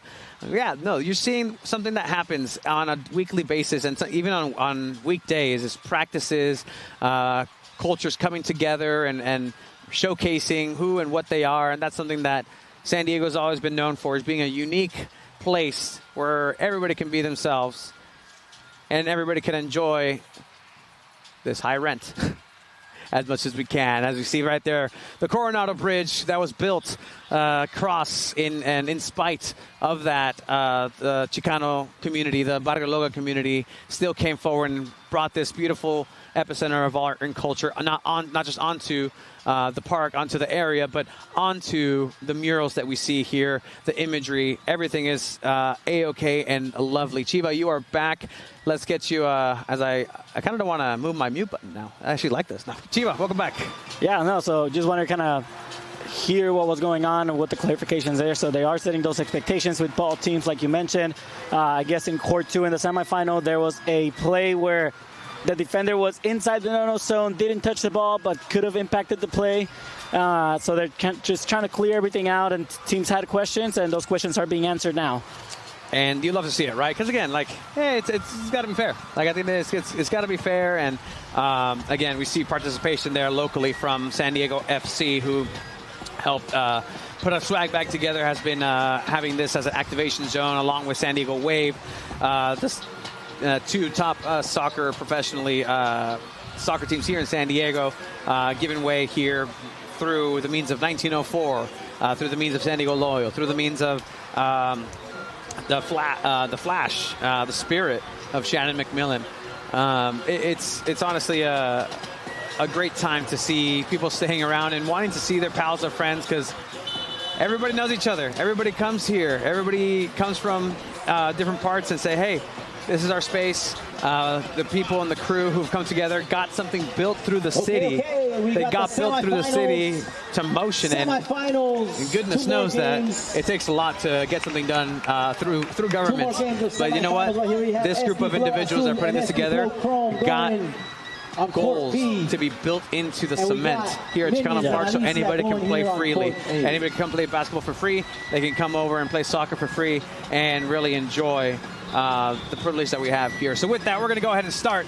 It's going to be Minions versus Deportivo Alicia. Semi-final action, double handball, but who cares? It's okay. Estaban pegadas. The crowd is laughing. They're enjoying it. Y aquí viene. We have Minions in the black and Deportivo Alicia in the gray. Here comes a shot from very far away. The pointing starts, the signaling starts, and nope. They just heard the rules and want to exercise it immediately. Yeah, 100%. And I mean, rightfully so, right? If you're in the no-no zone, I think that's the name that's going to stick now, Tony. Congrats. Well, at least here in San Diego, we'll see regionally as Alicia tries to go ahead and get the first shot off on target. Good block, defensive blocking there, making sure that you're not puppy guarding, but making sure that your defensive, I don't even know if you call it defensive form with 3 players. Again, 8 minutes of action, 4-player roster. That's as many players as your whole team has. 3 players play at a time. So it's very demanding. As this shot goes in for the first goal for Minions. And immediately you can go ahead and restart because you only have 8 minutes of action. Deportivo Alicia wants to get that back. They've been in this situation before throughout the tournament. There are tired legs. They've been here all day. Some players have been here since before 8 a.m. already warming up, getting ready. This is what it's going to take. Diamonds cut diamonds. San Diego needs to send the best. It's a good defensive stop there by Minions FC. And just to talk about Minions a little bit, as Alicia, Deportivo Alicia, trying to get that pass off. Good positioning there. Great tackle there. And a great form in that in defense. We've seen this from Alicia, very well knowing the angles and knowing the dimensions of this goal and the spaces as that ball travels. Oh, that was close, Tony. That was very close from Deportivo Alicia, trying to get one back and tie the game up. Minions again proving that once they have a lead, it's very difficult to kind of get goals against them. They defend really well. Yeah, and again, we've seen that from the first game that we saw here with Troncos. If you get out ahead early and manage your energy levels well, because we did see it where that counterattack, where that was counterproductive with a 4-2 comeback. They were winning 2-0. That's definitely a strategy. But here, Minions still on the attack as that ball travels. It's going to be Deportivo Alicia ball. Deportivo Alicia. For Minions, actually, corner kick here.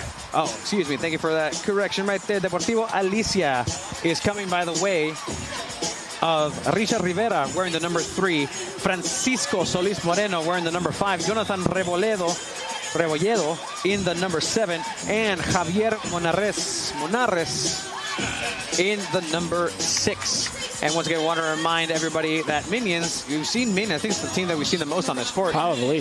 Number 22, Sergio Acosta. Number 15, Enrique Ciprian. You have Diego Esquivel, the 14, and Oscar Vargas in the 19. Guys, San Diego Football, check it out. As a shot comes here, very well defensive positioning. Looks like the ref is calling a handball. Seems to be the case right here. Hands outside the coming box, together, handball. suplicando, asking. We could have potentially seen this tactic by Minions earlier, but it didn't work. They had a chance to keep yapping it up, keep talking it up, and maybe that'll spend some extra seconds, extra time, but that's not what we saw here as Deportivo Alicia takes a shot right there. You're never going to get to solid matter, and that shot then goes parallel to the goal line. It's going to be ball for Minions. Again, like you said, Tony, Minions definitely knows how to manage the time accordingly, especially when having a lead. That's how they won the quarterfinal 2-1. Shout out to that fan with a great ball control, and referee's going to say, bring that back. Bring that back on. Yeah, we're going to go ahead and break this whole tournament down. Time to go put the football, 2 balls in the mic, episode 240 on Monday. Check it out on Twitter, Instagram, and YouTube. Subscribe to the YouTube of TVX Sports Video. But if you're there, you can also subscribe to 2 balls in a mic. Time to go put the football as Minions want to go ahead and double their lead here ahead of Deportivo Alicia's facing the last potential 3.5 minutes of action in this tournament. Semifinal action. You have Sergio Costa there with the ball. Interesting strategy there. Yeah, that was very interesting. I mean, kicked it to Casper, the friendly ghost. 3.5 minutes left, and at this point, you've played in enough games to kind of have that internal clock in your head of when, you know, crunch time is happening. I haven't seen anybody after the shot gets blocked there by number 16. ¿Qué fue? No fue 16. Number 30, I think. As this ball travels over. Ese vato. ¿Me entendiste? O eres Enrique, o eres Sergio, o eres Diego, o eres Oscar. Uno de esos vatos.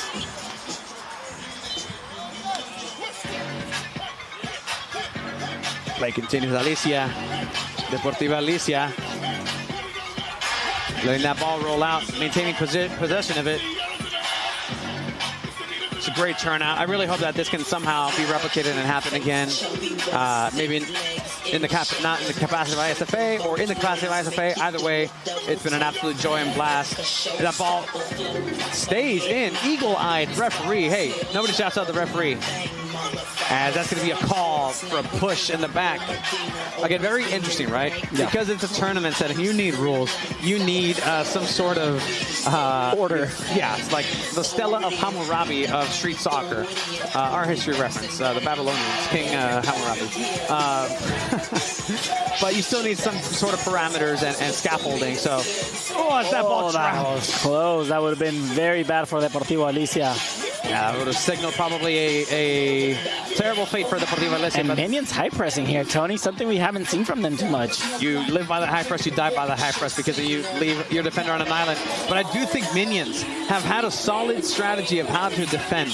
That one person always stays back, making sure that nothing gets past, asking for the foul, hand goes up, and closing in quickly. I think that's been the success of Minions here. While Deportivo Alicia has shown and showcased to be a great offensive team, háganse para atrás. As Deportivo Alicia showed to be a good offensive team, when you can't do anything against an even better defensive team so far, as you see right there. Great 15, stand. number 15 right there. That's Enrique. And I think there's going to be a second one for Minions, number 22. Sergio Acosta with that goal. Big Sergio getting the second one. I think that's going to be really tough for Deportivo Alicia. You're going to jinx it. As again, another opportunity there. That ball seems to have hit the hand, but it was against the body. No call, no goal. And here's the thing: the beauty about semifinals, you can localize everything now into one court. So you have 2 referees, 2 sets of eyes, 4 pairs of eyes, hopefully. And you see just the number 5 player from Francisco Cisco from Deportivo Alicia, hands on the head, knowing it's going to be really tough now. Yeah, absolutely, but never say never. Never say never.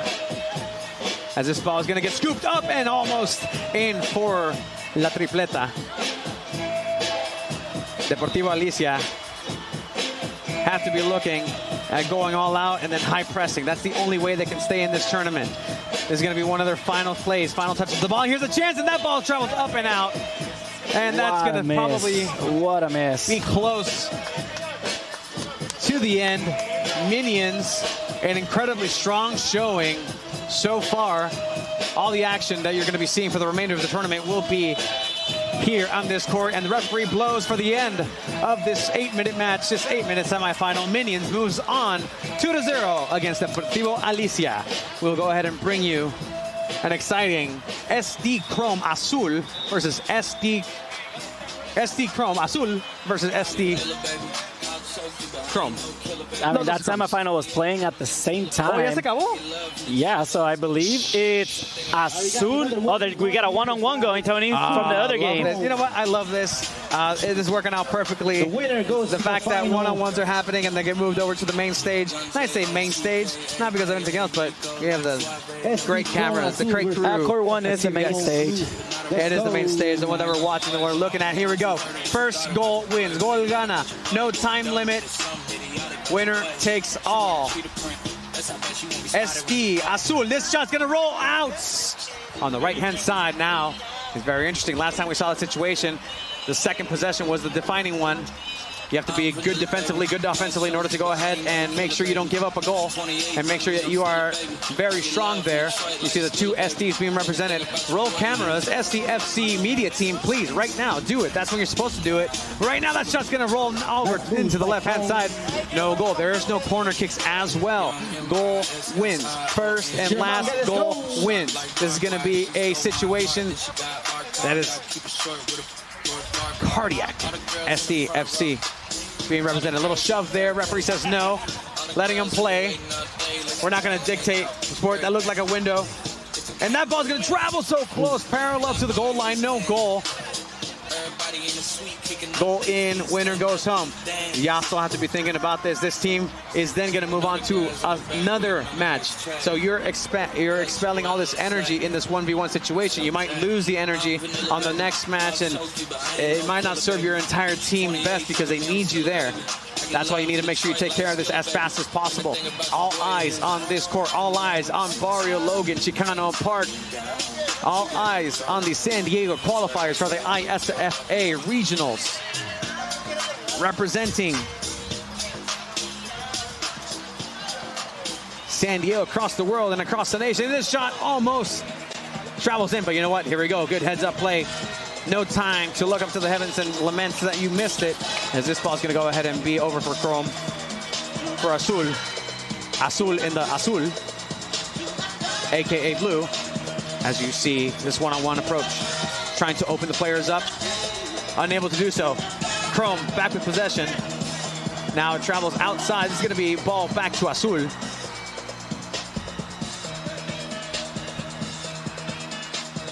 As you can, and we were talking about this, the footwear is incredibly important. Here's a window, and this tap in. Oh, wow. Oh, cerca, cerca, cerca, cerca. I mean, you can see the tired legs now from both the players in either Azul and Chrome side. We're going to look at the rule book to see what point we can call chin champun. Some rock, paper, scissors action. Anybody got a coin? Any denomination works. Latvian coins work, and this shot is going to go wide as well. Cuando quieran. Exerting the most energy. These two players, again, we saw it already.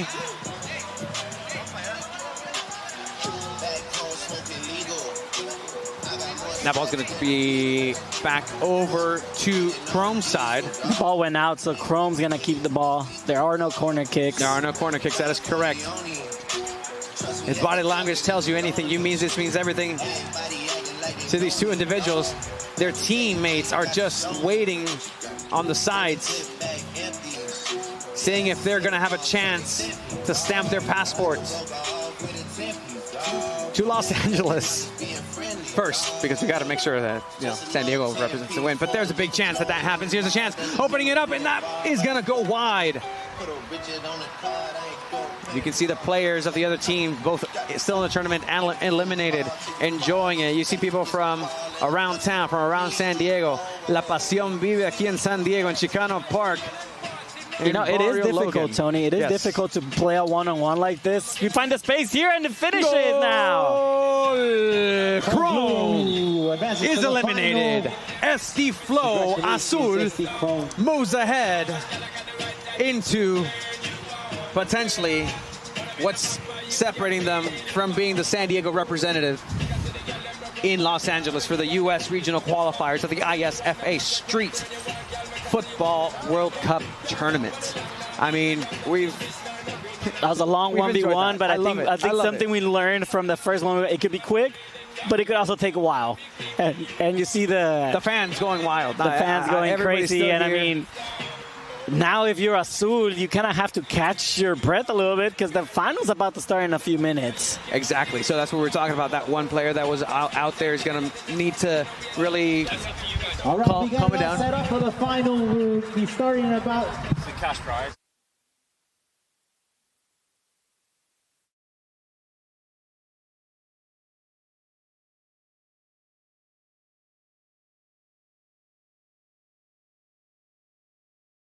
As an executive decision has been made that San Diego Punto Football has been made in charge of the cash prize. We got to take off. All right. Really enjoy your time. Thank you, TVX, and everybody for having this. I'll see you guys. No. We can't leave before the biggest match. We cannot. This is going to be incredibly exciting. There's everybody who's still here. Thank you. Everybody's watching live from the couch, from your phone, from wherever you are. I see some people actually watching it here. Yeah, you see them with their phone rewinding back to see some plays. But upcoming next, La Gran Final, Tony. We're going to have Minions versus San Diego Flow Azul. Look, if I'm that person, I want a certain team with a better story that I've seen the entire day play. You know what?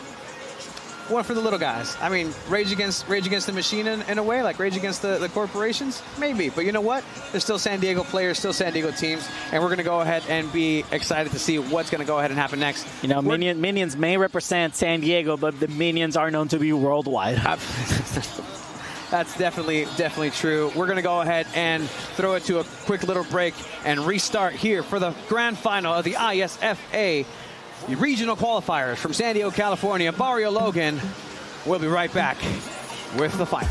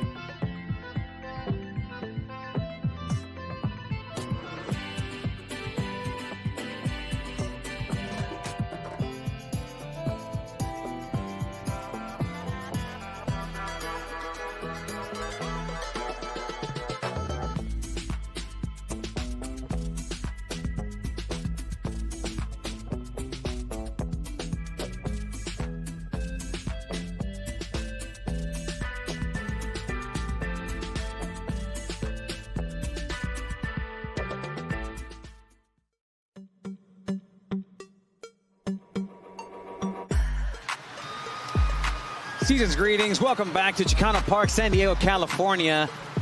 La sede, the location of the San Diego USA Regional Qualifiers of the USFA 3v3 Street Football World Cup Tournament. The winner of this tournament is going to go ahead and move on to represent San Diego in Los Angeles against other teams across the nation.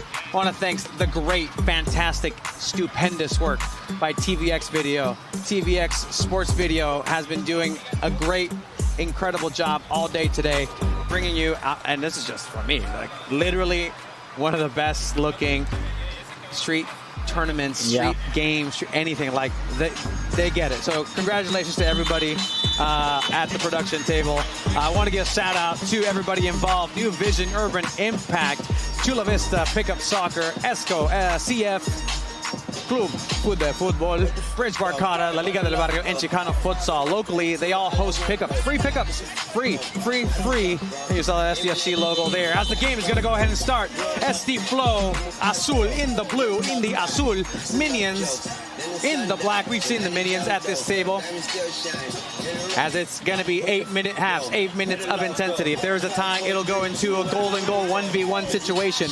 We've seen 2 instances of this being necessary.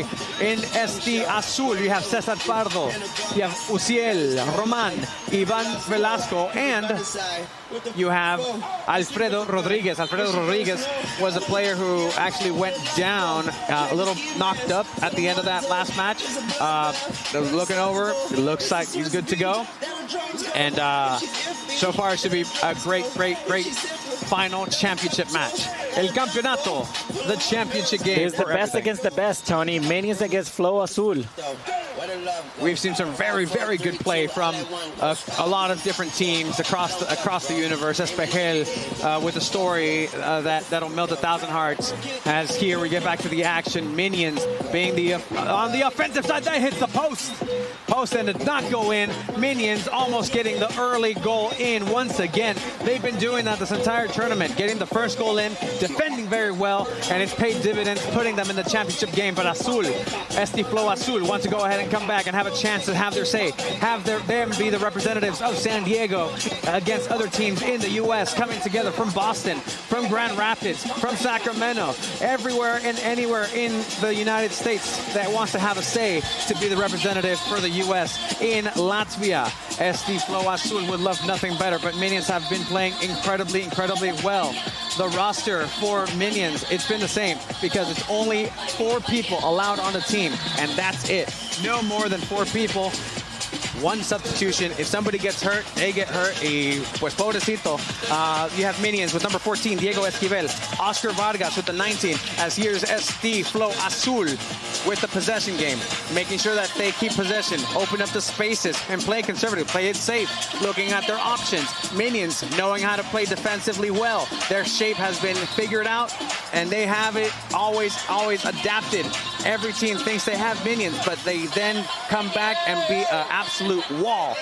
As we see here, a player going down for SD Flow Azul, maybe a shoe tying incident.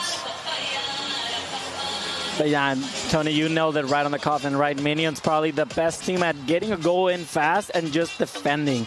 The way they play together has been phenomenal to watch. However, in this game, they haven't gotten that goal yet. Not yet. Enrique with the number 15, Enrique Ciprian, and Sergio Acosta in the 22. But again, this team is going to be very difficult to break down in SD Flow Azul. Their conditioning is great. Their defensive shape is also fantastic. It's dynamic, and they can counterattack very quickly. And they've done that a couple times here. Shot that gets bounced off. And then you're going to see they're starting those tired legs. The shot there from Sergio Acosta. Acosta now with the ball. Acosta looking over. Getting the ball back, pulling the strings. El puppet master. Both things playing it safe as well, Tony. Incredibly necessary skill right there. You'd love to see it. And again, there's going to be a point in time where it's going to be go time. Time's going to be winding down. The internal clock has been scheduled, has been set. They know what time it is whenever they need to go and turn it on. As this shot's gonna go, travesaño, no goal. Referees, 2 referees on that call saying no goal as Minions look to get that first look at glory of being the potential representative for San Diego to have an opportunity to represent in Riga, Latvia, the Central Market Hangar, November 1st and 2nd, 2024. 32 countries in this World Cup, the first official 3v3 street football World Cup. You see Chrome Azul, excuse me, SC Flow Azul, who eliminated their brethren in Chrome. Here comes a feint. As you can see, like, everybody shares that defensive workload evenly as SC Flow looking to have a look for a shot. Very different dynamic in the defending side of things. It looks like it's not 3v3. It looks like it's like 5v5 in a small space because of how well both teams are closing in on space. And almost a mistake there for SD Managed Flow. to save that. Wow. Incredible referee, eagle-eyed there. You get a whistle on. As you get a whistle there. A call that is a penalty? Fortunate call where it looks like Enrique Ciprian is getting called there for stepping inside of the penalty box. And we've seen SD Flow Azul already score a penalty pretty convincingly. This shot's going to come all the way down. It's going to be a miss. Wow. It's going to be a miss. You see the fans outside. You see everybody who's spectating say, ball don't lie. 0-0. We're still tied. 2 minutes and 40 seconds left. Golden opportunity, Tony, for San Diego Flow Azul to not be able to take advantage of that. We know how good defensively Minions is, so they're going to wish they got that one back. If Minions can get a good look on goal, taking the ball into the aerial side of things, not the best strategy when dealing with futsal. A heavier ball, meant to be on the ground, meant to be dribbled with the bottom of the foot. You see this be played across. That's it. That's the tumble that's happening on the sideline. Good sportsmanship there. Sergio Acosta saying, levántate, levántate, vámonos. Sigue jugando. 2 minutes left in the La Gran Final, Tony, and I mean, it's so close. It might come down to a 1v1. Who knows? And here's a shot, first shot, I believe. One of the first shots that does get across. It's going to be SD Flow Azul with a deflection there. Even without a deflection, I don't think that was going in, but nonetheless, it looked like a good opportunity that the SD Flow team saw to take one of the few shots that we've seen so far in this matchup. If this remains tied at the end of regulation, we will go into a 1v1 golden goal situation. At that point, toda la carne al asador. You really have to put whoever you trust the most on that. But before then, we almost had the first goal that would prevent that. So close. Inching closer to the 1 minute mark to end and signal the end of this championship matchup between SD Flow Azul and Minions, brought to you by TVX Sports Video. Minions looking to move forward and capitalize with the movement off the ball. Having a 2-1 formation right now, closing in on those spaces, taking a shot. And again, these teams have played the entire game. These 4 players have played the whole day. As you have a shot there that gets ricocheted back over into Minions. Good opportunity, good look. Very fortunate, but it could have very well ricocheted the other way. And an opportunity for SD Flow Azul to get this goal. Closer to 30 seconds left. Coming towards the end of regulation time. You can definitely see both teams not wanting to make a mistake. Both teams not wanting to make that crucial error that prevents them from moving forward and being crowned champions of the San Diego Regional Qualifiers of the ISFA World Cup. See the beautiful backgrounds, the beautiful murals, the beautiful adornations. The apotheosis of street soccer in San Diego is culminating here at Chicano Park, as the referees are going to look to their clocks, to their watches, to their iWatches. Probably not. Very physical, very, very diminutive spaces being fought for. This is a game as the shot goes in between the first and like the shot from downtown. Goal!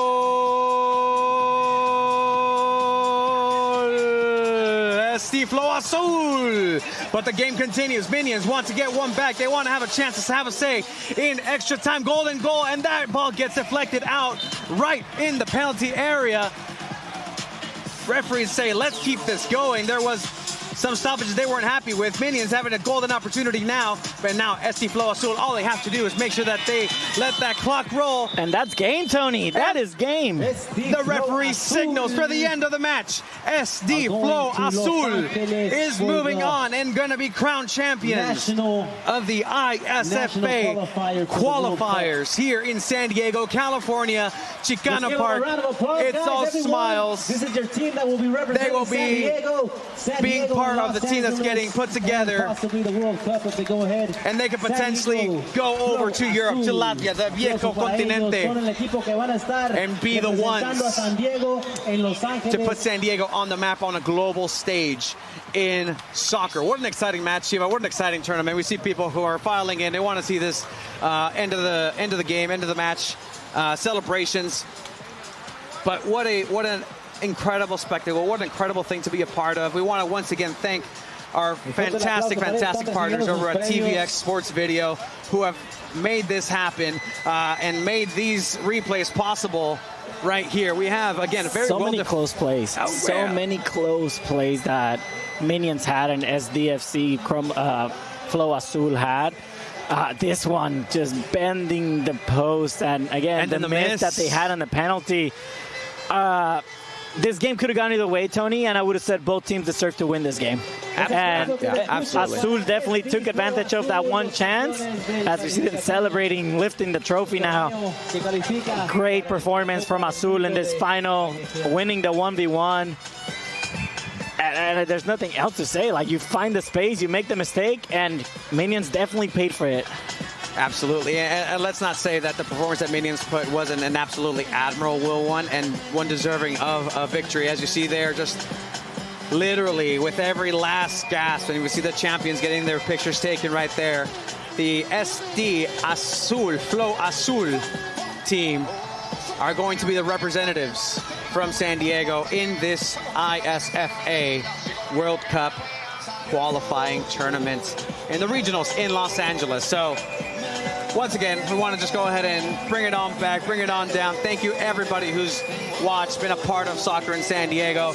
We have been privileged to be a part of a small thread in the fabric of football in San Diego for the past 4 years.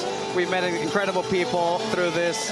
We created San Diego Puto Football. Check it out on Instagram, on social medias, on Twitter. We break the San Diego news. Thank you to everybody who put this together. Bridge Barcada, Chicano Futsal, Esco Food. You have Chula Vista Pickup. Chula Vista Pickup. You have La Liga del Barrio. Yeah, you have the murals, the visuals, the everything. TVX Sports Video, just masterclass.